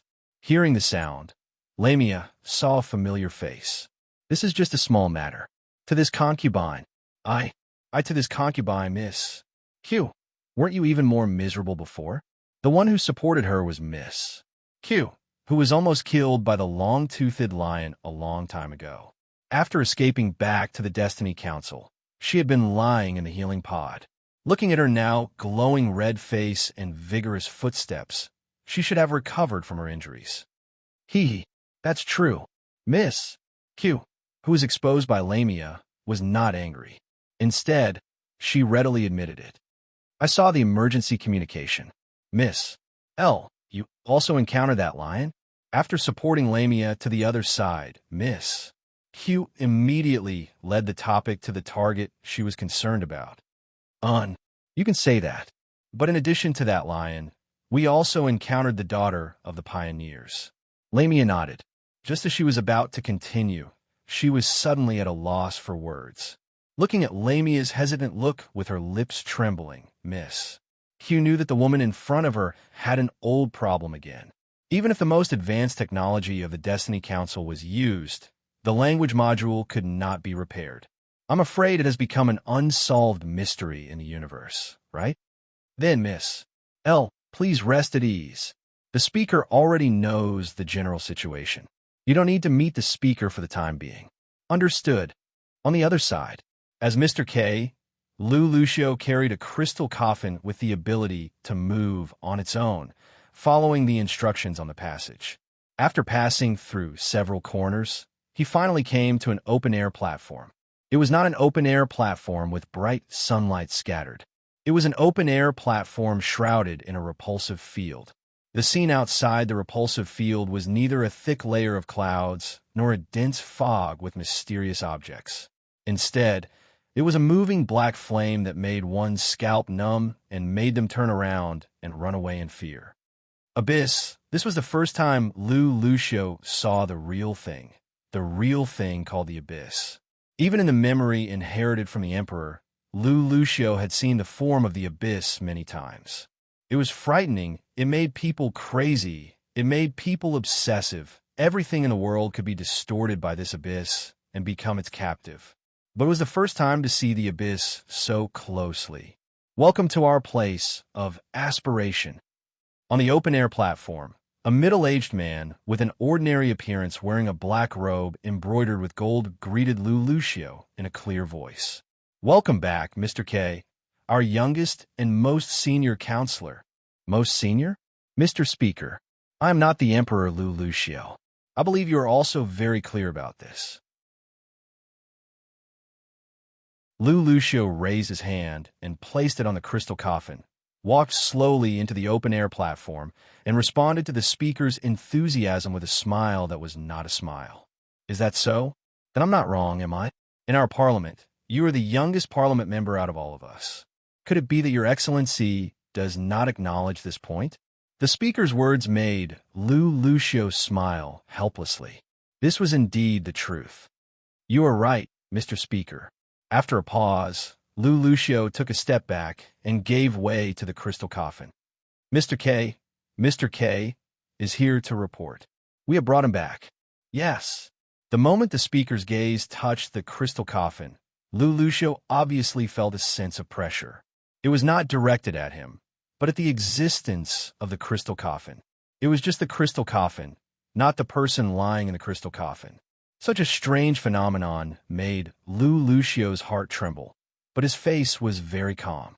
After a long time, the speaker slowly withdrew his gaze from the crystal coffin, looked at Lucio, and sighed slightly. Mr. K, the Parliament is already aware of your and Miss L's contributions and will definitely reward you. However, I heard that when you were retreating, Mr. K, you did not hesitate to detonate the Sky Fortress in order to cover the safe retreat of Miss L and her. After a pause, the speaker's gaze became abnormally sharp, as if it was going to directly penetrate Lucio's heart. Also, you ruthlessly put your sister in another crystal coffin as bait to distract the enemy's attention.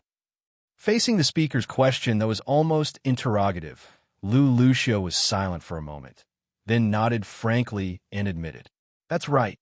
In order to let her return to the Parliament smoothly, I could only use this method. After all, we are facing the daughter of the pioneers." Pioneers? This was an answer that made the speaker speechless. Even though he was powerful when facing the pioneers, most of the time, he was at a disadvantage. The silence did not last long. After the president sorted out his thoughts, he shifted the focus to the topic that should have been discussed. Mr. K, use your most honest heart to tell us everything that has happened to you, and accept the final verdict of all the members of the Parliament of Destiny. The speaker's voice became illusory and ethereal. As the voice rumbled like thunder, the open-air platform that was known as the Room of Aspirations suddenly changed color. The abyss outside the transparent dome rolled violently, as if it wanted to hit the transparent dome that isolated it outside. However, the moment the surging black abyss rushed to the transparent dome, the surrounding scenery suddenly changed. From the black abyss, it instantly turned into a huge black sky curtain. And above the sky curtain, in the sky curtain, and under the sky curtain, faces appeared one after another. It was not a human face. Nor were they alien faces that could be imagined by humans. Instead, they were masks that were artificially created. Strange, terrifying, beautiful, and even sacred masks appeared one after another, and at the same time, lit up with rays of light, neatly converging on Lucio's body. Mr. K, tell us the situation at that time, and the reason why you detonated the Sky Fortress that gathered most of the resources, means, and power of the Parliament of Destiny. In the dark, a voice rumbled, shaking under the dark sky curtain. The judgment of destiny.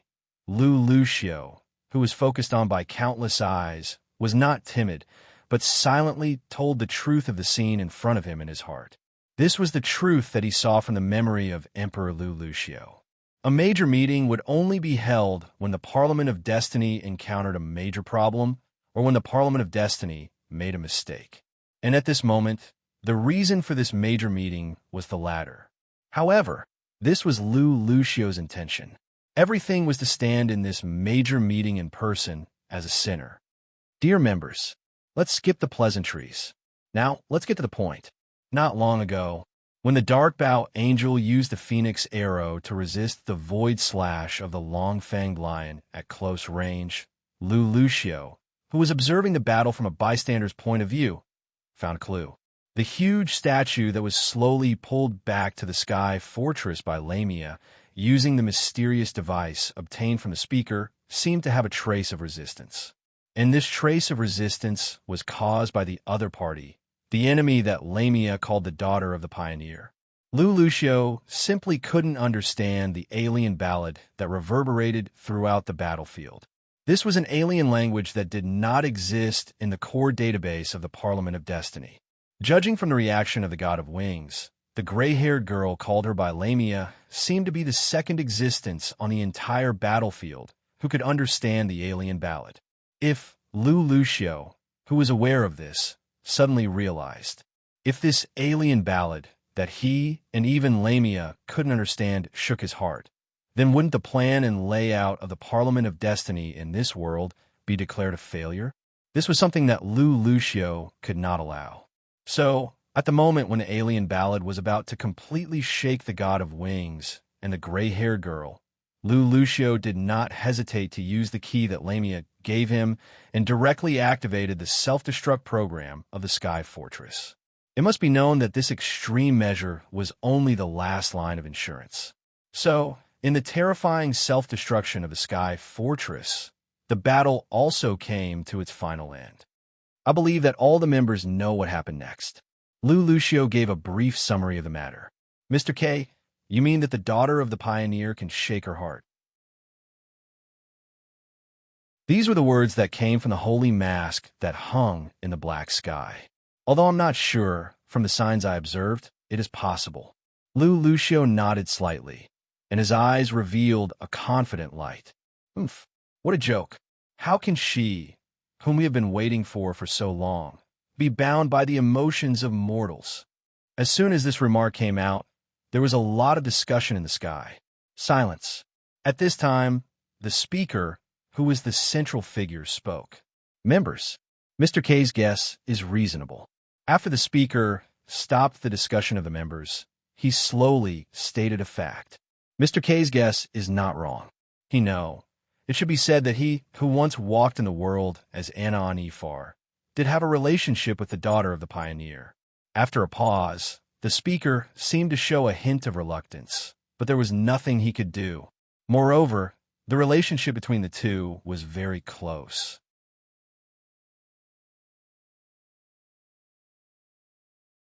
Chapter 765. The speaker's words immediately caused a great uproar.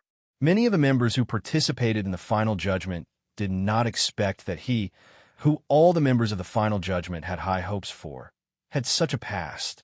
Speaker, Mr. Speaker, for a moment, the members of the final parliament who were hiding behind the masks made their own voices. They wanted to find out what secrets they did not know about as soon as possible.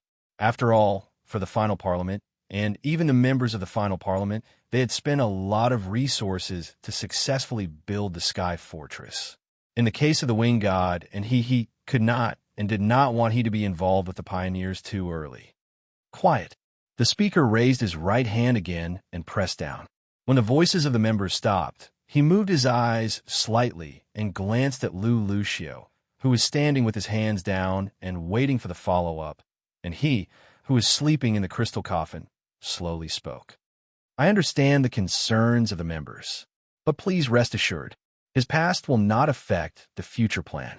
Speaker. As soon as the speaker's voice fell, the voice of the Holy Mask who questioned Lucio followed. Our concerns cannot be dismissed with such a sentence. We must know clearly how he was involved with the daughter of the pioneers. Only in this way can we have the confidence to continue the next step of the plan.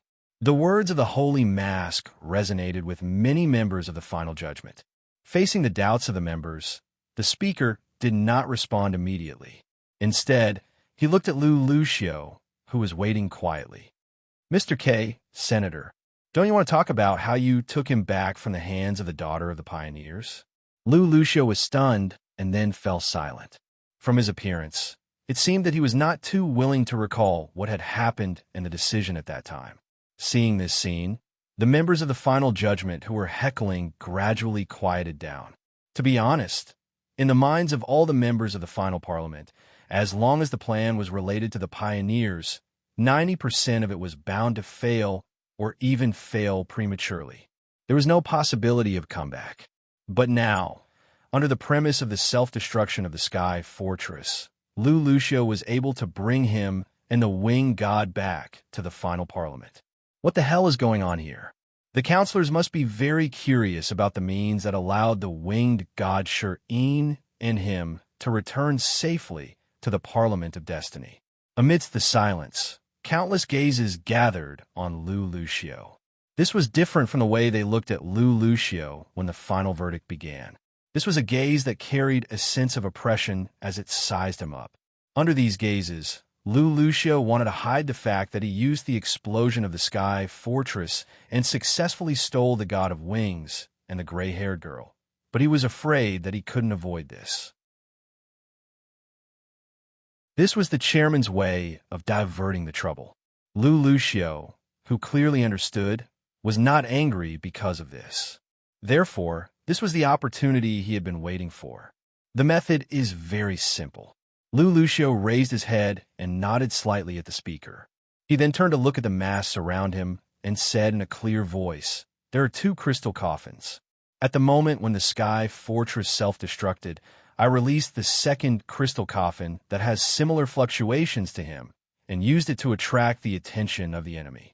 I took the opportunity to retrieve the Counselor Miss, winged god Serene, and him. Impossible. Even if the crystal coffin can bear his body, it is just a dead object. It is impossible to hide from anyone. Yes, unless there is someone in the crystal coffin who has similar fluctuations to him. But it is impossible to exist.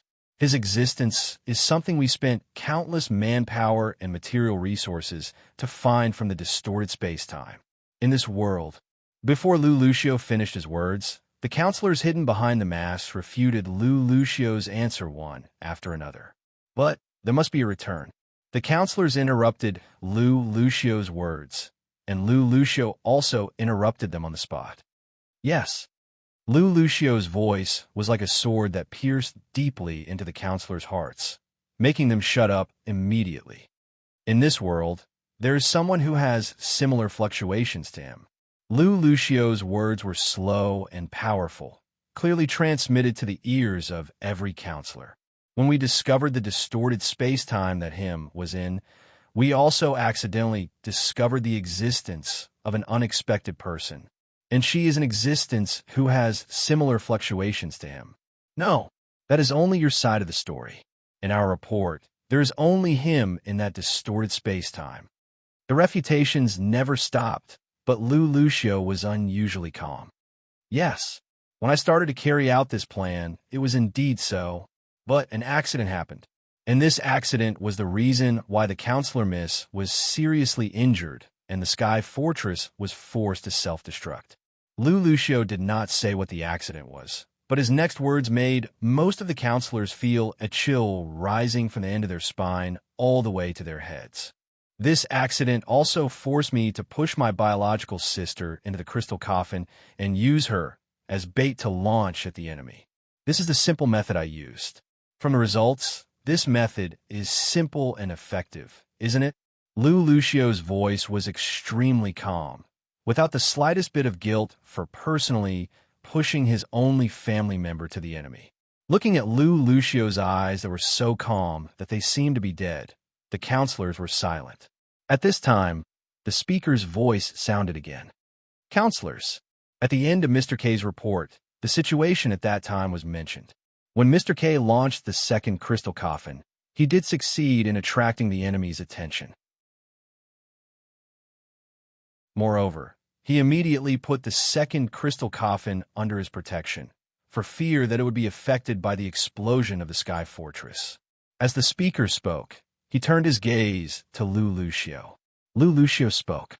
Judging from the enemy's reaction and the relationship between the two mentioned by the speaker just now, it is not a bad thing that he has a close relationship with the daughter of the pioneer.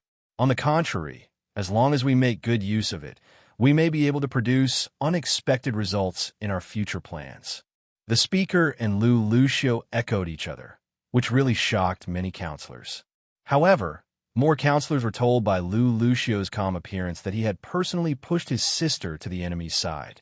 Even if the fluctuations similar to his would cause the enemy to mistake his identity, the enemy would definitely find a way to open the crystal coffin afterward. At that time, wouldn't it mean that he had personally sent his sister to the underworld? However, most of the counselors also came back to their senses later. To be able to stand here, as a member of the Parliament of Destiny, didn't they also walk through the same path? Thinking of this, the speaker and Lu Lucio's echoes were gradually accepted. Perhaps there was a need to continue investigating the loss of the Sky Fortress. However, in the face of the fact that winged god Serene and the gray-haired girl were still under the control of the Parliament, this was no longer a matter of importance. Then, counselors, please make your verdict. The speaker, who had presided over the Parliament of Destiny many times, knew that it was time. As the starry masks gradually disappeared, the verdict for Lucio was also out. Counselor Mr. K did not do anything wrong. There is no need for any punishment. Seconded. Seconded. No objections. Amidst the echoes, the masks that were watching Lucio disappeared. Looking at the empty dome, the speaker slowly breathed a sigh of relief. Congratulations, Counselor Mr. K. The Parliament has recognized your contribution. Now you can go and rest. Give him to the Parliament. The next plan still requires your efforts. Understood. Then, Speaker, I will take my leave first. This Parliament of Destiny did not cause too much of a stir. However, Lucio knew that he had successfully gained a foothold in the Parliament of Destiny, and the price was that he had personally sent his sister, who had just been reunited with him, to the enemy's side. The crystal coffin was crystal clear, but the situation inside could not be seen clearly. One could only vaguely see a figure sleeping in the crystal coffin. It was placed in the depths of Lars Horn's headquarters, in the hall where Gauda Bayeri was once placed. This was a temporary expedient. Mimi, who had personally saved the crystal coffin from the self-destruction of the Sky Fortress, was unwilling to accept this arrangement. However, due to the current situation of the Macross Sprite and the fact that the support fleet had yet to arrive, she could only accept this arrangement for the time being. Moreover, in addition to paying attention to the crystal coffin, there were more important matters waiting for Mimi to deal with. That was Lakis Klein, who had rushed from Abro to Lars Horn's headquarters to meet with Ray Minkai. Teacher, looking at the pink lady in a purple dress who looked just like the one in her memories, Mimi screamed happily and pounced over. She didn't care about Lei Minkai and the others at the side at all. She was like a spoiled little girl acting like an elder. However, from the looks of it, Mimi and Lakis did not seem to be much older. On the other hand, the former also realized this after hugging Lakis after a long separation. Teacher, you become younger? The dignified, mature, elegant, and calm appearance in her memory was no longer there. In front of him, however, was a young and tender face with a hint of maturity that didn't match. Looking at Mimi's surprised look, Lakis helplessly revealed a bitter smile. There are some things that aren't convenient to talk about here. When we get back, I'll talk to you about it. Mimi. Oh, got it. Although Mimi was about the same age as her, she still respected her teacher very much. The reunion with her student did not make Lakis forget the reason why she rushed here. Mimi, when will the first fleet arrive? Well, Nana said that it will take about 24 hours. After all, the first fleet is not like the Sprite, which is traveling at high speed by a single ship. Mother Vajra's ultra-fast flagship alone is enough to cause a slight deviation in the space-time channel.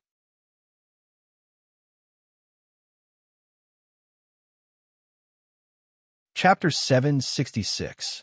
The flag of the 7 star families, which represented Lars Horn, was hung high on the flagpole. However, more than half of the people standing under the 7 flags had already perished. Under the banners of Baguranzan, Falk, Arian, and Kazan, there was only a lone figure and 4 desks. Behind the 4 tables, there was a middle-aged man from the Bagurzan family who was not qualified to attend the meeting of the 7 Stars faction. However, he was specially approved to attend the meeting as a member of the Bagurzan family due to the current situation of the members of the Bagurzan family. Other than that, there was only the family emblem of the 4 great families. The emblem was placed on the table under the flag as a symbol of the 4 great families' presence. Oli is Baguranzan. This was the only member of the Baguranzan family who could attend the meeting. Gario Baguranzan, who stood behind his father and the current head of the Baguranzan family, couldn't help but feel a sense of desolation. The 7 star families, which were still prosperous not long ago, suffered such a terrible blow. For the 7 star families were gone. The remaining 3 families, Farid, Baguranzan, and Yethu, were lucky enough to preserve their bloodline in the turmoil. Is that the new head of the Baguranzan family? A cool voice came from the side. It was Kalta Yethu. After experiencing many things in the battle that had killed hundreds of thousands of people, the princess, who was regarded as naive by everyone in Gallahorn, had finally matured. Although it was hard to see how mature she could be, the exaggerated makeup from before was already a thing of the past. Calta Yethu had changed into a dignified outfit that suited her current status. Dignified and steady might become synonyms for Carta Yethu in front of others from now on. Calta, it seems like this military uniform suits you quite well. As the temporary commander of the Baguranzan family in Lars Horn, the Baguranzan family leader turned to look at Calta and slowly nodded. But Calta didn't seem too happy to accept this kindness. Is that so? But I can only wear this outfit for now. Calta raised his head to look at the Seven Stars family's flag and sighed faintly. After experiencing the revival of the ancient calamity sacrifice, the former head of the Fard family, Isnario Fard's collusion with the enemy, the young head of the Kuzan family, Iagu Kuzan's betrayal, and the blow Lars Horn had suffered could be said to be the most tragic and far-reaching since the calamity sacrifice war several hundred years ago. The sharp decrease in active personnel, MS, and battleships caused Lars Horn's control over the universe's route to plummet. Even if Lars Horn could handle it now, as time passed, the various economic circles and outer circle factions would recover from the revival of the ancient doomed sacrifice, and the attack on Lars Horn would inevitably realize that the colossus that had been riding on their heads for centuries had lost its sharp claws and fangs. Moreover, Lars Horn was now facing another change. That was to welcome the guests who had already arrived in this world. Is everyone here? While everyone was thinking about the future changes, McGillis's footsteps came from afar and came closer to their ears. The moment the middle-aged man representing the Baguranzan family saw McGillis, he respectfully bowed to McGillis.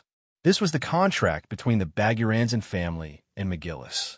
As long as McGillis could avenge Duke Baguranzan, who was lost due to Isnario Fard's betrayal, the Baguranzan family would follow McGillis' lead until the new head of the Baguranzan family grew up. Even though the end of that battle had many unexpected consequences, from the video downloaded from Gauda's system, Isnario Fard, that man, was indeed killed by McGillis. This was an undeniable fact. It was also the fact that the Baguranzan family bowed to McGillis. McGillis nodded to Alias Baguranzan and stood next to the head of the Baguranzan family. "Father, I'm very sorry. I wasn't able to find Amelia immediately after she went missing." McGillis' expression was dejected and sorrowful. Whether it was Galio, who was watching from the side, or Calta, who despised the marriage between McGillis and Amelia, they couldn't find any fault with it. Regarding this, the eyes of the Baguranzan family revealed a trace of grief and indignation. This was because when McGillis and the others were fighting on the front lines, Amelia, who was staying at the Seven Stars family's headquarters, actually went missing. No matter how many people were sent to search for her, the girl who was the apple of the Baguranzan families, I seemed to have disappeared from this world. All traces and clues that could be found by the best search experts were lost. This isn't your fault, McGillis. This is my fault. The head of the Baguranzan family's voice gradually began to tremble. When you and Galio were fighting on the front lines, I, who was supposed to look after the family, lost Amelia. I was even more useless and couldn't find Amelia. This is all my fault. Amelia's disappearance could be said to be a huge blow to the head of the Baguranzan family. Even if a moment ago, the temporary commander-in-chief of the Baguranzan family and Lars Horn was still expressionlessly waiting for the moment that would decide the fate of the Baguranzan family, he couldn't stop the sorrow that was revealed on his face at this moment. "Father, this isn't your fault." Galio opened his mouth, wanting to console his father. No need to say anything more. Galio, I've already given Amelia's matter to my subordinates to deal with. Right now, we should focus on what's coming up. Galio's worries were clearly unnecessary. As the most senior head of the Seven Stars family, the head of the Baguranzan family quickly controlled his emotions. "Look, our guests have arrived. Carumble, The door of the Seven Stars family's headquarters that was chosen to be the venue of the Seven Stars family's meeting slowly opened. As the huge iron door rumbled, three figures appeared in everyone's line of sight: a man and two women. The man was the young man with a white cat lying on his shoulder. Since that battle, Lars Horn's upper echelons were no longer unfamiliar with him. He was the pilot who piloted the huge steel lion and fought on the front line against the strange giant statue, Ray Minkai. The two girls were active in Abro, and their popularity was gradually rising. They were almost regarded as Abro's important personnel, Lakis Klein, and Mimi, a girl who suddenly joined the battlefield in the middle of the battle between the steel lion and the giant statue. Welcome to the Seven Stars family's meeting. My friend, as the most familiar with Ray Minkai and the others, McGillis spoke first, expressing his welcome to the Baguranzan family and Lars Horn. Sorry to disturb you. Standing on the floor of the meeting hall, Ray Minkai looked around at the arrangement of the surroundings, as well as the sparse figures of the members of the Seven Stars family under the seven flags, and then nodded at McGillis. I'm Lakis Klein. Today, I'm here to bring Abro's officials concern about Lars Horn's current situation, as well as doubts about the future. I hope everyone can understand. As soon as Lakis opened her mouth, she gave a reason that family Master Barduin and the others could not refuse. That's right. Lars Horn's current situation was probably the matter that the major economic circles were most concerned about. I understand. Then, Representative Abro, please wait for a moment. We and Lars Horn will give a satisfactory answer. Then please excuse me. After Lakis nodded, she took half a step back and stood behind Ray Minkai. But when she stood there, Family Master Barduin's pupils suddenly shrank. Then, he looked at McGillis discreetly. In the end, McGillis' reaction was almost exactly the same as him. Is this a demonstration? Has Abro reached an agreement with Ray Minkai and stood on the same side? After Lakis stood there, many thoughts kept rolling in the depths of Family Master Barduin's mind. But in the end, he resisted the urge to guess the secret behind this. Is this our distinguished guest from the galaxy?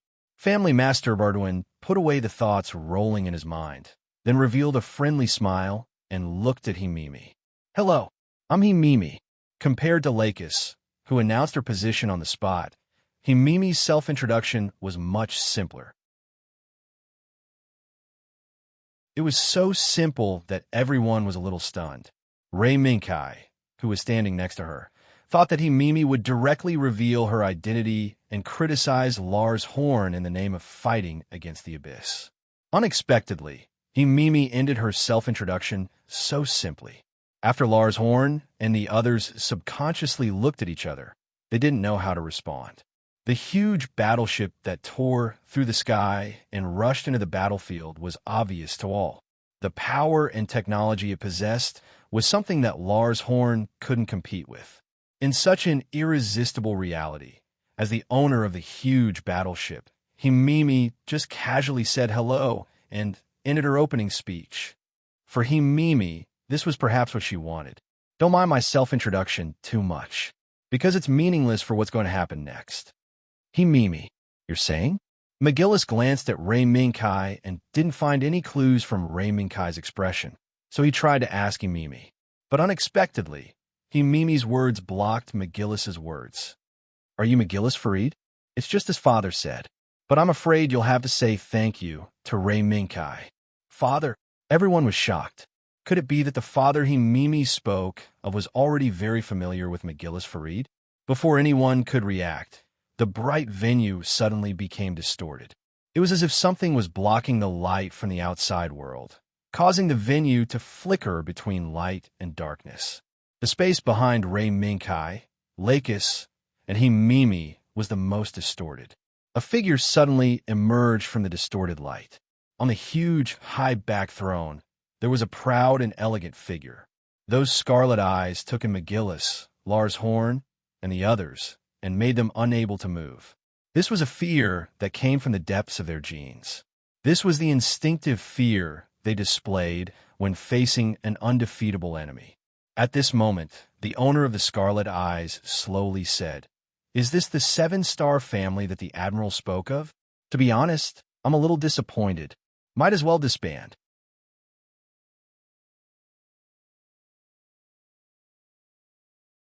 Chapter 767. On the throne, the arrogant and cold woman exuded an immense pressure that Lars Horn and the others couldn't resist. McGillis, who was standing at the front, felt even more so. This was because McGillis felt most of the gazes from the woman the moment she appeared. Wait, may I know who this esteemed lady is? Due to the shocking appearance of the woman on the throne, it took Master Bauduin a long time to come back to his senses and recall the identity of the arrogant woman. Me? I'm just a traveler who's here to welcome a friend. However, Patriarch Bauduin couldn't accept the answer that Lindley gave him. His aggressive attitude just now, as well as his sharp words about disbanding the Seven Stars family, and even Gallowhorn, still lingered in the air. Traveler. Patriarch Bardu frowned slightly, but he Mimi interrupted him. Mother King Kong, you're here. Ray Minkai was surprised when he heard he Mimi call her mother. Immediately after, Lakis, who was standing behind her, nodded slightly at the arrogant woman. Long time no see. King Kong, I didn't expect to trouble you. First, he Mimi called her mother. Then, Lakis acted as if they were close friends. Ray Minkai was shocked. Who is this woman? Mimi, you're still a little reckless this time. Luckily, Nana can use the Hedron shield now. Otherwise, you would have been injured or killed in that explosion. Your father will teach you a lesson then. The woman nodded at Lakis first, then looked at Mimi and lectured her. Although he still looked cold and aloof, he was much gentler than his previous arrogant and cold appearance. Mimi knew that she was in the wrong when she was lectured by one of her mothers. After a while, the woman let go of Mimi. She stood up from the throne and walked toward Lakis step by step. Strangely, with every step she took, a silver-white octagon that could fit her feet would appear under her feet. With light steps, the woman in a black gauze dress walked from the throne to Lakis. The gaze revealed by the scarlet pupils was carefully sizing up Lakis. Looks like you're a little younger. Lakis, your encounter this time must have been a little strange, right? Hearing this, Lakis could not help but smile bitterly. Speaking of which, I guess so. No one would have thought that they would return to 16 years old. I'm afraid this journey will take some time. Lakis's sigh made the woman in the black gauze dress curious. After knowing Lakis for more than 10 years, she knew Lakis very well. Lakis Klein, who had never responded to anyone's feelings, let alone the many outstanding figures in the superdimensional fortress who had proposed to her, actually wavered a little after walking on this path. Her scarlet eyes moved slowly, and her gaze fell on Ray Minkai, who was standing at the side, as well as the white cat lying on his shoulder. Ray Minkai didn't think much of it. But the moment the white cat's gaze came into contact with the woman's, the white cat jumped up on the spot. The moment it landed, it transformed into a pure white lion and stared at the woman with bared fangs and claws. Quiet, kitty. I won't hurt you. Wong. The silver-white octagon appeared again. But this time, it appeared on the head of the pure white lion and under its feet. Roar. The pure white lion that realized that it was trapped had just roared at the top of its lungs, but its head fell down and it fell asleep. You're calmer than this, kitty. Her scarlet eyes stared at Ray Minkai.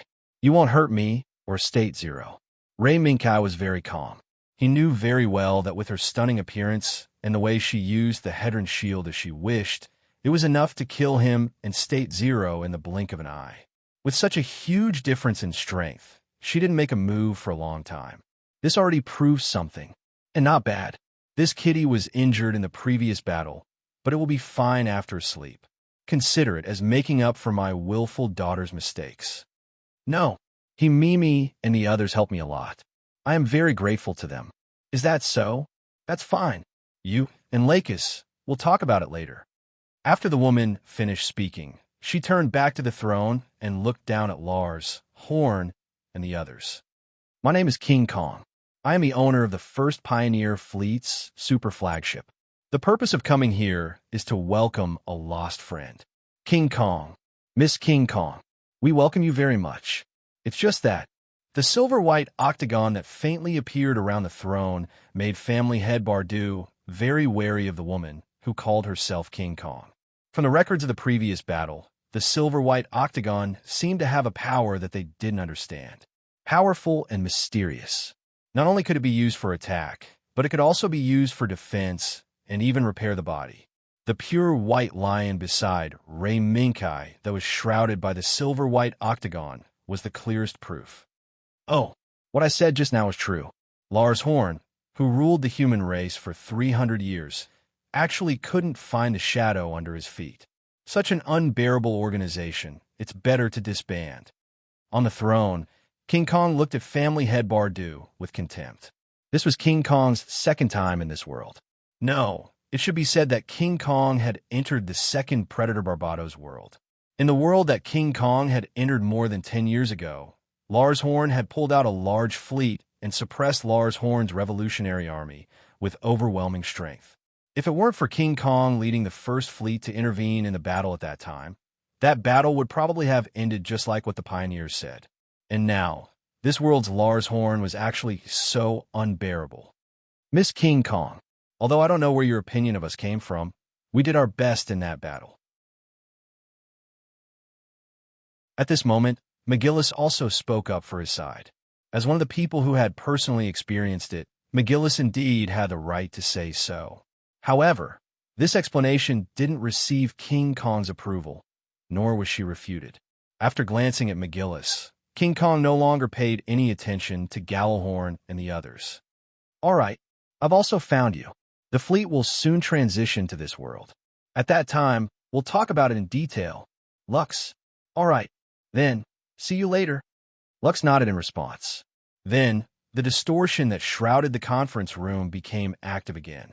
In the distorted light, the woman named Vajra dissipated like a bubble. If it weren't for the residual shock in the hearts of Lars Horn and the others, they might have thought that the scene just now was an illusion. Mind illusion. This is a power that only those who can use the Hedron shield can have. This isn't an illusion. Seeing the expressions of Lars Horn and the others, Himimi smirked slightly and said proudly, "It's a pity that you haven't learned how to use it yet." Who knew that Lakis's casual words would make Himimi speechless? But then, Himimi put her hands on her hips and unceremoniously betrayed her brother. What's the big deal? I'm just a singer. Shouldn't the one who's familiar with using the Hedron shield be fourth brother, who's always lying in front of the Veda and scheming against this and that? Really? Who's the one who's always running around? Lux once again made Himimi speechless. She was right. Compared to fourth brother who was always squatting at home, Himimi who was always running around was indeed more at risk. Fortunately, Rei Minkai helped Himimi out of the situation. Something seems to be appearing in the sky. Intuitively, Rei Minkai vaguely felt that in the sky, no, higher than the ground, there seemed to be something that was about to break through the barrier of this world and enter this world. Oh, it's the first fleet. They're here. Himimi clapped her hands and immediately pulled Lux away. She turned around and left without any intention of greeting Rei Minkai or McGillis. On the other hand, before Rei Minkai could take a step forward, he felt a furry touch beside his hand. He lowered his head and saw that it was a lion with snow-white fur mixed with traces of golden light. State 0, you're awake?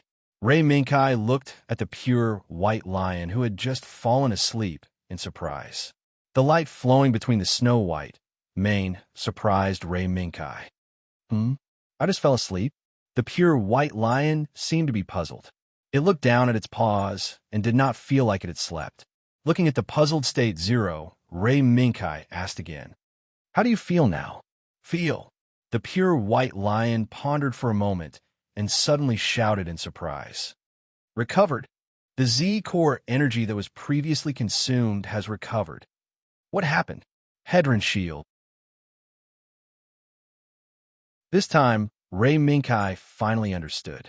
What King Kong was referring to was probably the injuries suffered by the Long Fong lion in the previous battle. Although during the battle, Inanna used the Hedron shield to allow the Long Fong lion to explode with high combat power and have a strong endurance, the energy that should be consumed, especially the Z-core energy of the Longfang lion, was eventually consumed. The scene just now was probably because King Kong used the Hedron shield to make up for the aftereffects left behind at that time. Let's go. The fleet that will take us home has arrived. Following him, Mimi and Lux, Ray Minkai, and the pure White Lion came to the open-air platform outside the venue. Looking up, the cloudless sky had unknowingly bloomed thousands of flowers of light of various sizes. As the sea of flowers bloomed, a celestial body that could be seen clearly even in the daytime appeared above the clear sky. That was the flagship of the Pioneer First Fleet, King Kong.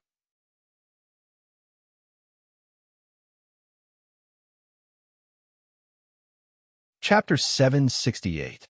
Outside, the Blue Planet. In the empty space, a huge fleet from a different time and space was docked in the synchronous orbit of the Blue Planet below, completing the final step of this trip through time and space.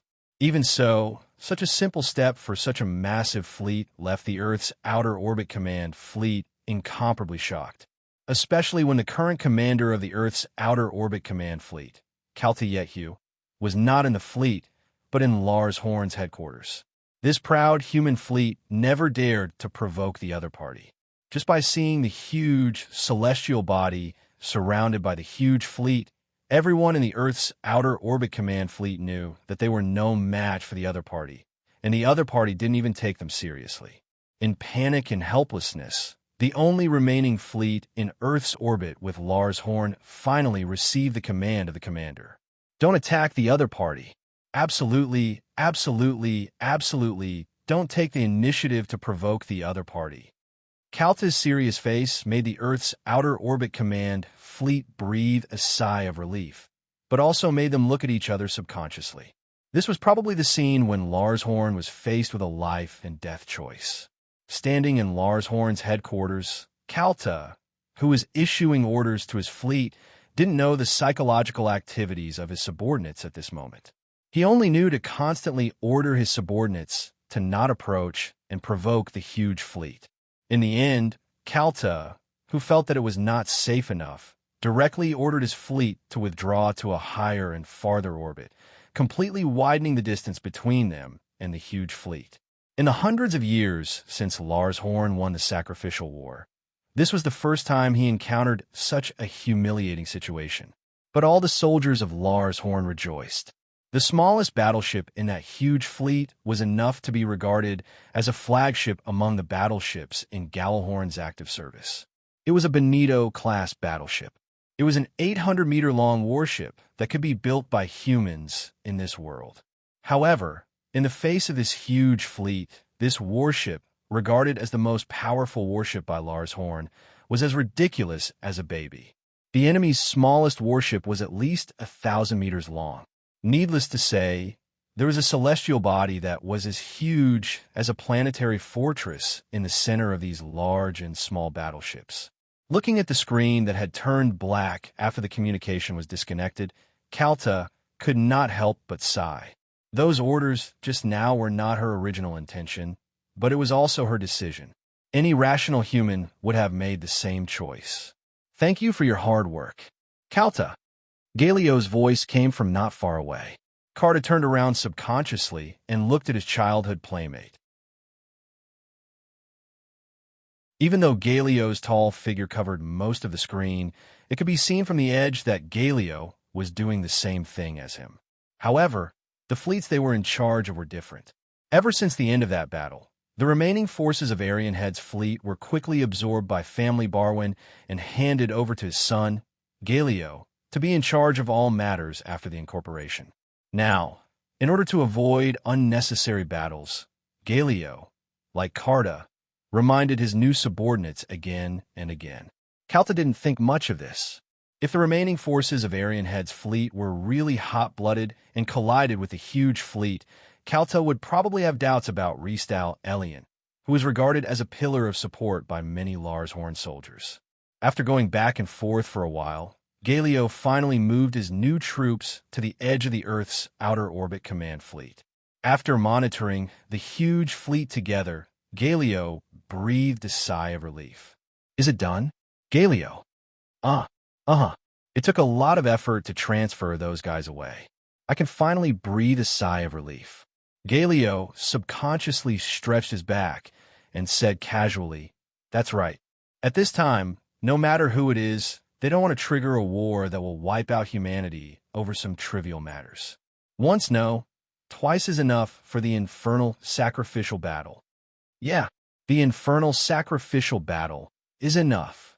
Kalta also sighed and looked out the window. Outside the window, in the sky that was gradually dyed red by the setting sun, a large number of stars were twinkling.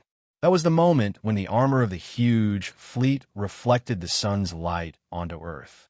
It was a mesmerizing starlight scene, but also a fatal threat. I wonder how Mickey is doing? Galileo, who was also staring at the starlight from another dimension, suddenly sighed. "Why didn't you go with them?" Kalta suddenly asked. Galileo shrugged his shoulders and smiled. "Someone has to come out and clean up the mess, right? Otherwise, the Aryan head fleet that has lost its backbone will probably do something that will give us a headache." That's true.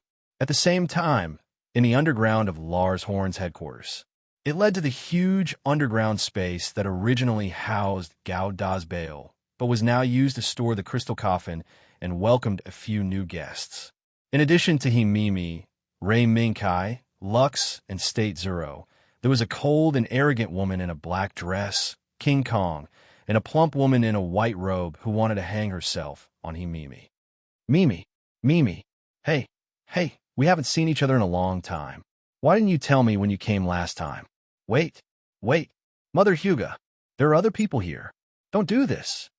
Himimi pushed the plump woman who was rubbing her face back and forth, and asked the cold woman next to her for help. Mother King Kong, come and stop Mother Hyuga.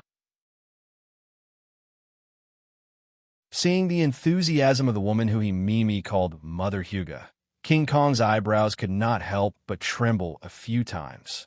Hyuga, enough is enough. It's not like you don't know that Mimi is confused by your enthusiasm. When King Kong spoke, Hyuga, who wanted to stuff Himimi into her arms, suddenly turned cold. TSK, King Kong, don't you want to hug Mimi like this too? Hyuga, do you want to challenge the super flagship's position again? In an instant, a cold breath descended from the sky and shrouded the entire underground space. Oh, they're going to fight. Seeing the murderous intent in King Kong's scarlet eyes, State Zero's hair stood on end.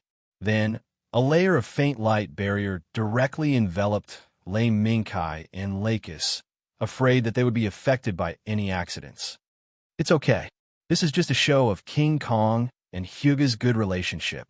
However, Lux had a different view of King Kong and Hyuga's hostile attitude. When Mimi was born, besides her parents, King Kong and Hyuga were guarding her. Therefore, their relationship with Mimi can be described as mother and daughter.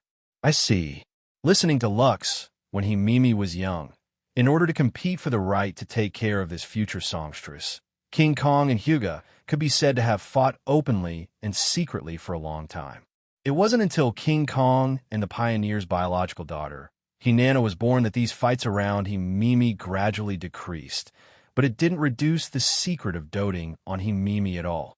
Ray Minkai could not help but admire the Pioneer who he had only heard of but never seen in person. Both of you, stop when it's appropriate. Mother King Kong, Mother Hyuga, I didn't ask you to come here today to quarrel.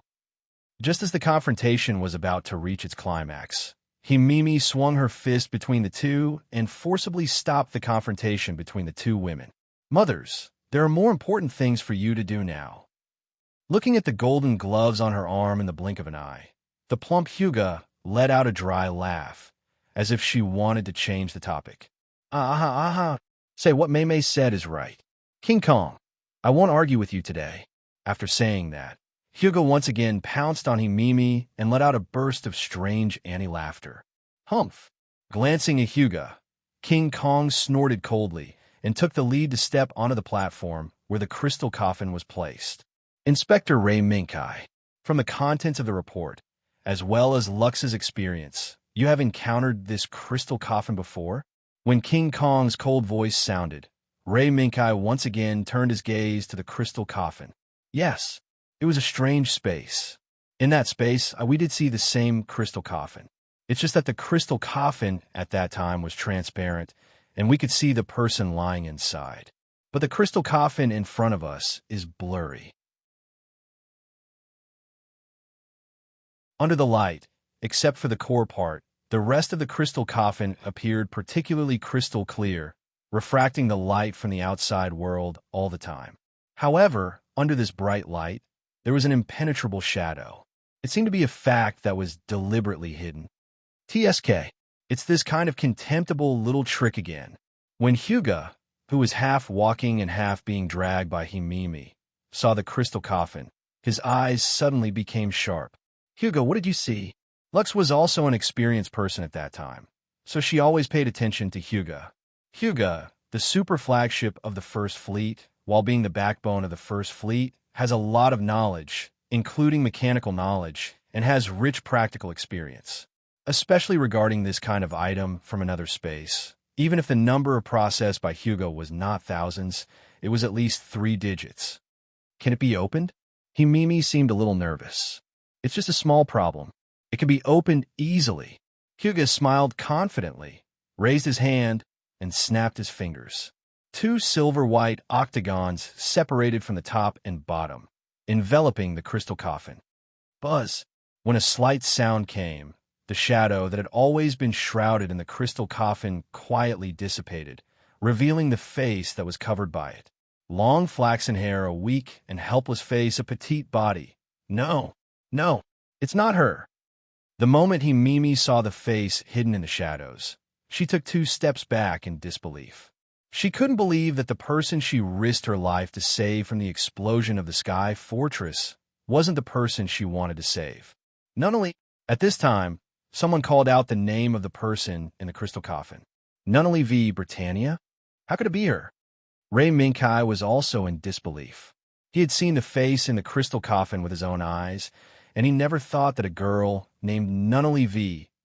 Britannia would appear in the same crystal coffin.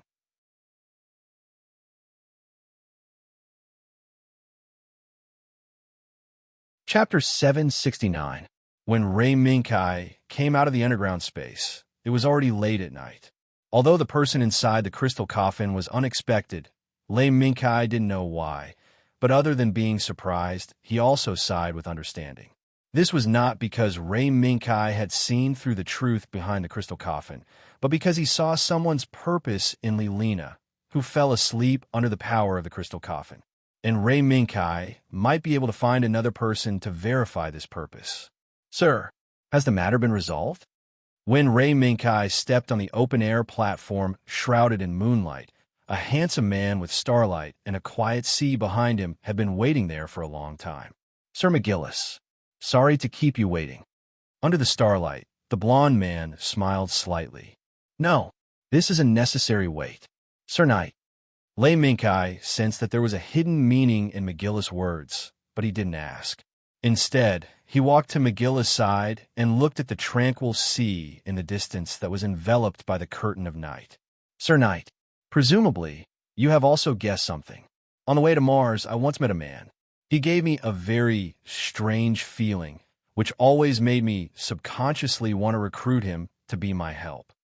McGillis, who turned around and looked at the quiet sea with Ray Minkai, gradually fell into his memories. Perhaps at that time, McGillis didn't see any clues.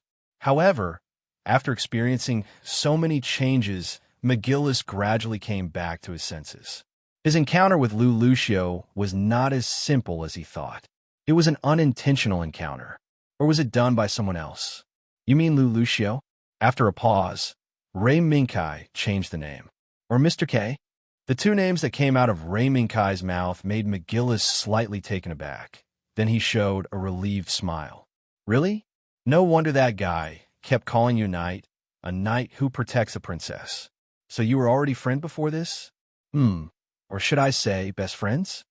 Ray Minkai didn't agree with McGillis' statement. There didn't seem to be much of a friendship between him and Lou Lucio. Most of it was because of the many battles they had fought. Compared to friends or close friends, it was probably more appropriate to describe his relationship with Lou Lucio as comrades in arms. I've only fought alongside that guy. Ray Minkai waved his hand, and looked up at the brightest stars in the night sky. The starlight, refracted by a huge fleet from another space-time, shone across the night sky of the Sea of Tranquility. The results of the meeting are out. At this time, McGillis said slowly. From his voice, Lei Mingkai could hear a sense of relief, confusion, and even a hint of determination. Lars Horn of Gabon is disbanding. A few days ago, what King Kong said when he first appeared in Lars Horn of Gabon was probably going to come true. After suffering such a disaster and losing several family leaders, as well as a considerable portion of the forces stationed in the Earth-Moon sphere, Lars Horn of Gabon might not be able to maintain the original situation. Even if the revival of the ancient adversity sacrifice had been suppressed, anyone with a discerning eye could see that the next catastrophe would definitely come to this world in the near future, stepping on countless bones. At that time, it wouldn't be a war between the cold AI machines and humans, but an internal battle between humans. That would definitely be a terrifying and bloody war. Lars Horn of Gabon had been riding on the heads of the major economic circles for 300 years. After such a long time, all kinds of discontent, dissatisfaction, hatred, and malice would inevitably breed. And McGillis himself was also one of these factors. It was just that McGillis was both lucky and unlucky to have entered Lars Horn of Gabon through his Nario Farid. Yes. After negotiating with the major economic circles, the Seven Stars family will decide according to the situation and disband the fleets in their hands. Then, under the supervision of the major economic circles, they will reorganize into a new military organization. McGillis had his hands behind his back as he gazed at the starry sky, gazing at the radiance emitted by the enormous fleet. This will definitely be an opportunity to unify human society. Lars Horn of Gabon has already become a thing of the past. On this decaying body, perhaps a flower that will lead the revolution of mankind will blossom. Is that so? Then where will you go? If you hand over the fleets in your hands, the Seven Stars family will probably just be an ordinary merchant. The enormous Seven Stars family didn't rely on the fleets in their hands to maintain themselves. Under the name of the Seven Stars family, there are all kinds of merchant associations. These merchant associations either openly or secretly operated everything that human society needed. Whether it was goods or people, under the protection of the fleets in the Seven Stars family's hands, these merchant associations could operate all the businesses they wanted without any worries. That might not necessarily be the case. Sir Knight, the reason why the Seven Stars family is a Seven Stars family isn't just because of their fleets. Those fleets are just Lars Horn's fleet, not the fleets of the Seven Stars family. McGillis laughed heartily, then took out a chip from his pocket and handed it to Lei Mingkai. This is a list of all the members of the Farid family, whether they're in the open or in the shadows. McGillis' actions made Lei Mingkai frown. Is this a gift? Ha ha ha. If you think so, then so be it. I wasn't a member of the Farid family to begin with. In the end, I'm just a rat struggling to survive in a stinking ditch. McGillis could see Lei Mingkai's doubts, and in the midst of his laughter, McGillis actually revealed his background. Lei Mingkai had known about this long ago. However, McGillis had so calmly revealed a secret that should have been hidden in the depths of his heart. This made Lei Mingkai very surprised. Surprised? Sir Knight, as the successor of one of the illustrious Seven Stars families, the Farid family actually has such an unbearable past. No, McGillis.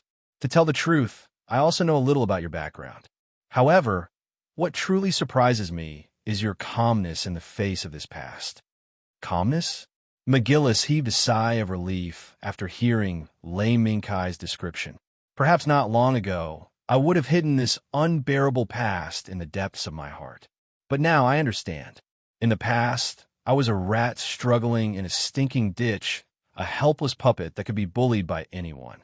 The past is always the past. Clinging to the past too much will only cause me to take a wrong step in my pursuit of the truth until I'm smashed to pieces. Lei Mingkai's lips twitched, but he didn't say a single word. McGillis's account was probably the final outcome he had faced in the past. McGillis, who clung to Gao Da's Bale Force and believed in the power of Gao Da's Bale Force, ended up being killed by Galio himself. Now, standing in front of Ray Minkai, looking up at the starry sky, McGillis, who had expressed his confusion, had probably walked out of that unbearable ending.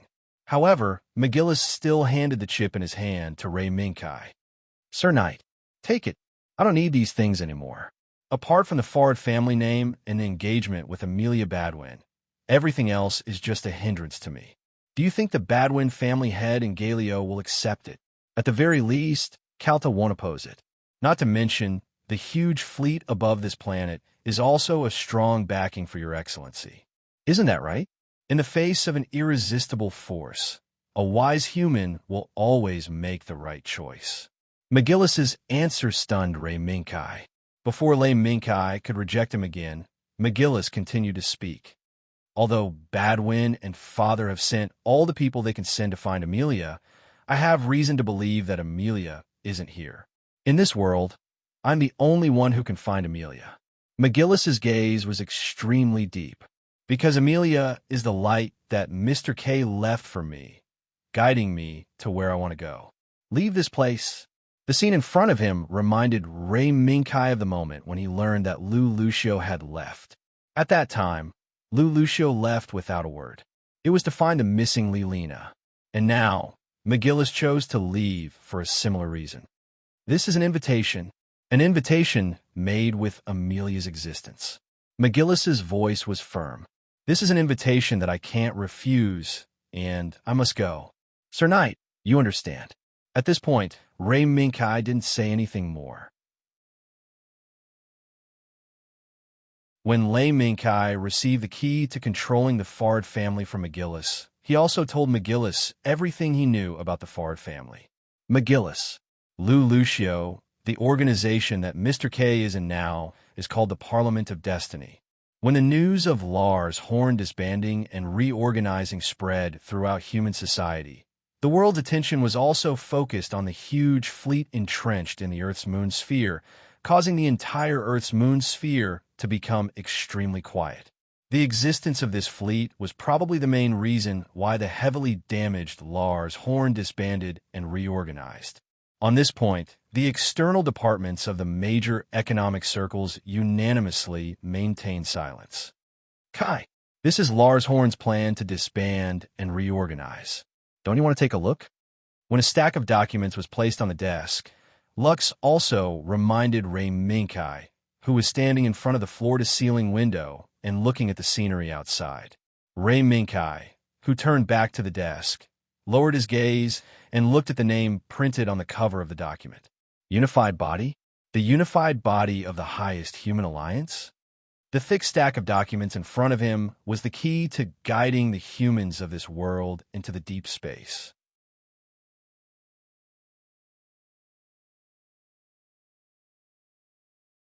Chapter 770.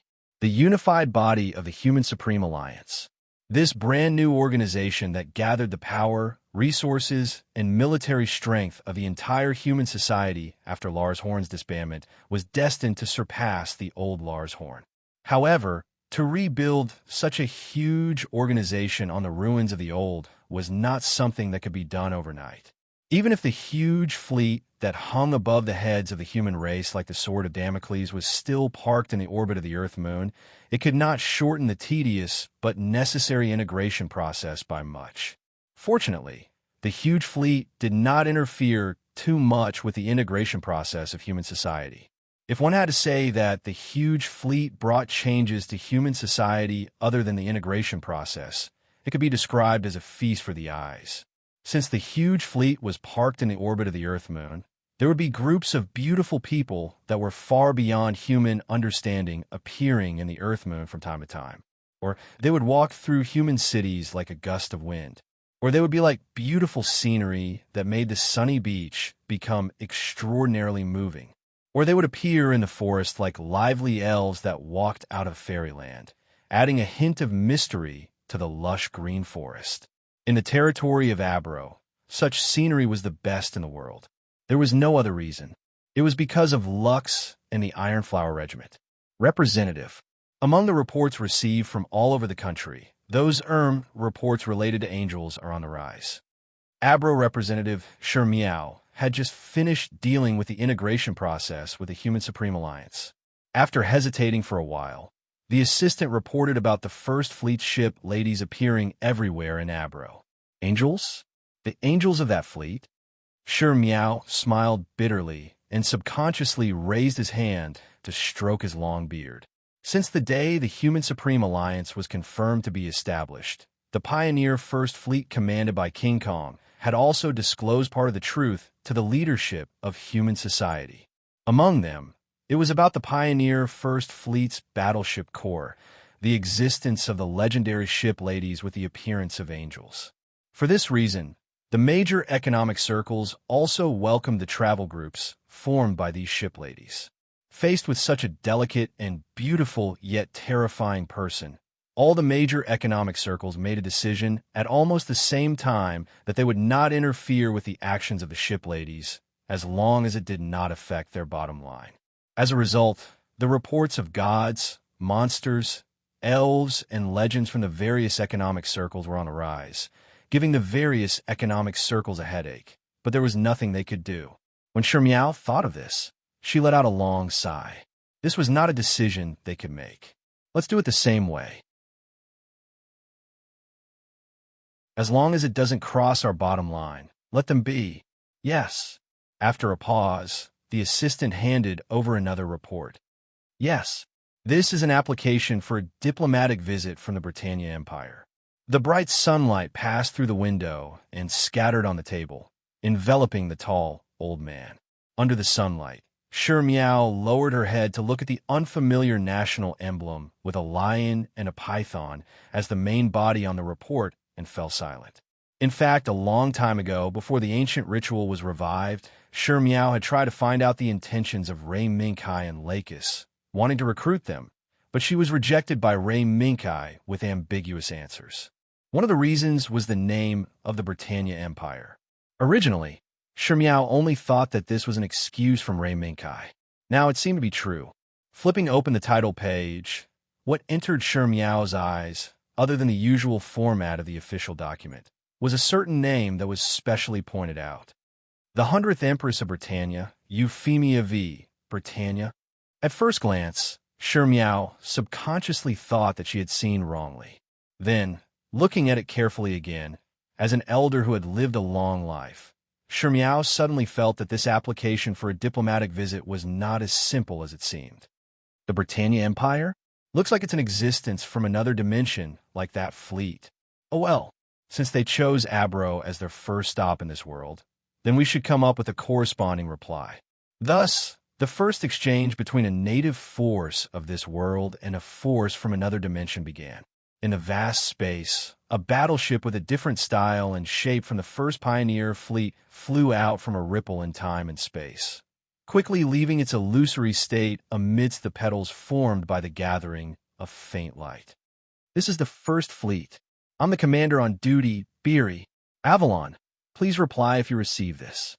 The moment the gorgeous battleship with 4 pairs of light wings of various sizes on both sides of the battleship appeared, it was greeted by the First Pioneer Fleet.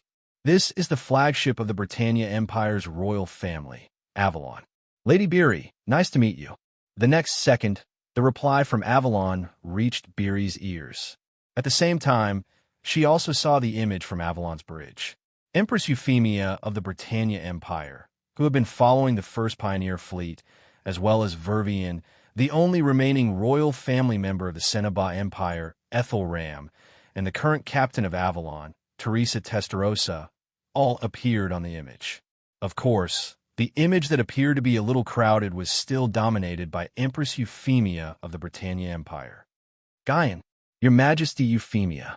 Now, the situation in this world has stabilized, and a new round of reorganization and integration has begun. May I ask if your ship will immediately enter the landing orbit and carry out the diplomatic visit as originally planned? The First Pioneer Fleet was very clear about Avalon's next move. Whether it was on the surface or the hidden meaning, These ship ladies who seemed to be doing business but actually had different thoughts of gossip were even more clear in their hearts. Euphemia, who was asked, did not give the order to land on the spot like Beery and the other gossipy souls hidden in the Tsang Lan mental network, who were expecting Euphemia to land on Earth in a hurry and punish someone, as expected by Beery and the other gossipy souls. Instead, she looked at the silver-haired girl standing on her left, Teresa Testarossa, who was wearing an Empire officer's uniform. "Captain, what's the situation in Avalon now? Are they allowed to enter the landing state immediately?" Teresa pondered for a moment, and her left hand subconsciously pinched her braid. This was her habitual action when she was thinking. This might not be a problem, but the current situation in the Earth and Moon circle had stabilized, and as a soldier, Teresa, who commanded Avalon's battle, did not need to make any tactical decisions. At the moment of strategic decisions, Euphemia threw out a question that made Teresa fall into deep thought. "No, Your Majesty. Avalon has just left the hyperspace channel.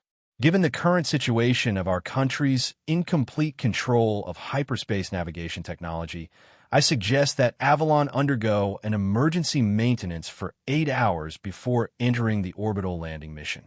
Teresa's answer made Euphemia nod slowly. Then Euphemia raised her head and looked at Berouet on the screen. "My apologies, Sir Berouet. It seems that Avalon still needs some time before the landing mission can begin." Seeing this, Berouet did not have much opinion. "Good. Then, please follow the 0306 channel and enter the flank of the First Fleet. We will provide the necessary repair parts for Avalon. After all, for a country that has just mastered the hyperspace channel, this is also a necessary process." "Thank you very much, Sir Berouet, and the help of the First Fleet." The communication with Avalon ended, but the Blue Mine Network, where Berouet was located, was in full swing. "Hey, why didn't Her Majesty the Empress immediately land on Earth to catch the unfaithful prince? Shouldn't this be the way things are supposed to go?" A young voice sounded again and again, constantly asking questions to the sisters around her. This was the question from the former submarine ship, now the deep space mobile warship Blue Flower Fish. "Well, have you watched too many romantic dramas? Are you always thinking about whether you will witness a big emotional drama between lovers?" This was a slightly steady voice, but there was a hint of expectation in the voice of a girl. Berouet could tell that this was the voice of the cruiser Ninghai. "Hey, is that what you're focusing on? Aren't you worried that Mimi will be abducted by this unfaithful prince?" A sudden voice interrupted these messy discussions. This is Hugo's sister, I see." Berouet nodded slowly, but then shook his head. To be honest, she was not worried that Mimi would be abducted, because disdainful gazes had already filled the Blue Mine Network at this moment. ISE, who interrupted everyone's discussion, was stunned by these gazes on the spot. "ISE, you are really not as good as your sister Hugo. Hugo never worried that Mimi would be abducted by those stinky men." Under the disdainful gazes, the heavy cruiser Haguro's voice sounded faintly. "Instead of worrying about whether Mimi will be abducted by stinky men, it's better to worry about whether she will go further and further on the path of Yuri." "What? Yuri?" EC screamed. "What the hell is going on? As one of Mimi's guardians, my sister Hugo has never mentioned this in front of me." "Sigh, it seems that you really don't know." The size of a ship's sisters drowned out EC's voice. At the same time, someone who gradually became the center of communication between the two worlds didn't seem to be aware of something that was about to happen. Ray Minkai, who took over the key to control the Fard family from McGillis, was busy for a while. After sorting out everything with great difficulty, he was finally able to leave most of the work to McGillis's confidant, Ishido Kamikaze, and then came alone to a specially guarded ward. This ward was specially set up before Hugo completely opened the crystal coffin. In order to ensure as much safety as possible, the sleeping Lilina could be transferred here to settle down. As for the opened crystal coffin, it was also handed over to Hugo to bring back to the First Fleet for a good study. With vigorous steps, Lei Mingkai passed through the corridor that was guarded by many soldiers and came to the ward where the medical team was stationed. Rei Mingkai-sama, are you here to visit Miss Li Lina? After coming here many times, the medical team stationed here was very familiar with Rei Mingkai. Even if this medical team had all kinds of speculations about Li Lina's identity, they didn't dare to discuss these topics due to professional ethics and the surrounding soldiers. How is Li Lina today? Rei Mingkai looked around and asked casually after confirming that the situation was normal. Yes, today, Miss Li Lina's vital signs are very stable, but there are still no signs of waking up. In the end, it was still the same. But before Hyuga took away the crystal coffin, he mentioned that Li Lina would wake up soon. A few days had passed since then. Li Lina still hasn't woken up. Could it be that there are still some problems in this? Just as he was thinking about whether to ask Hyuga for a solution through Himimi, the nurse who was monitoring Li Lina's brainwave data suddenly exclaimed,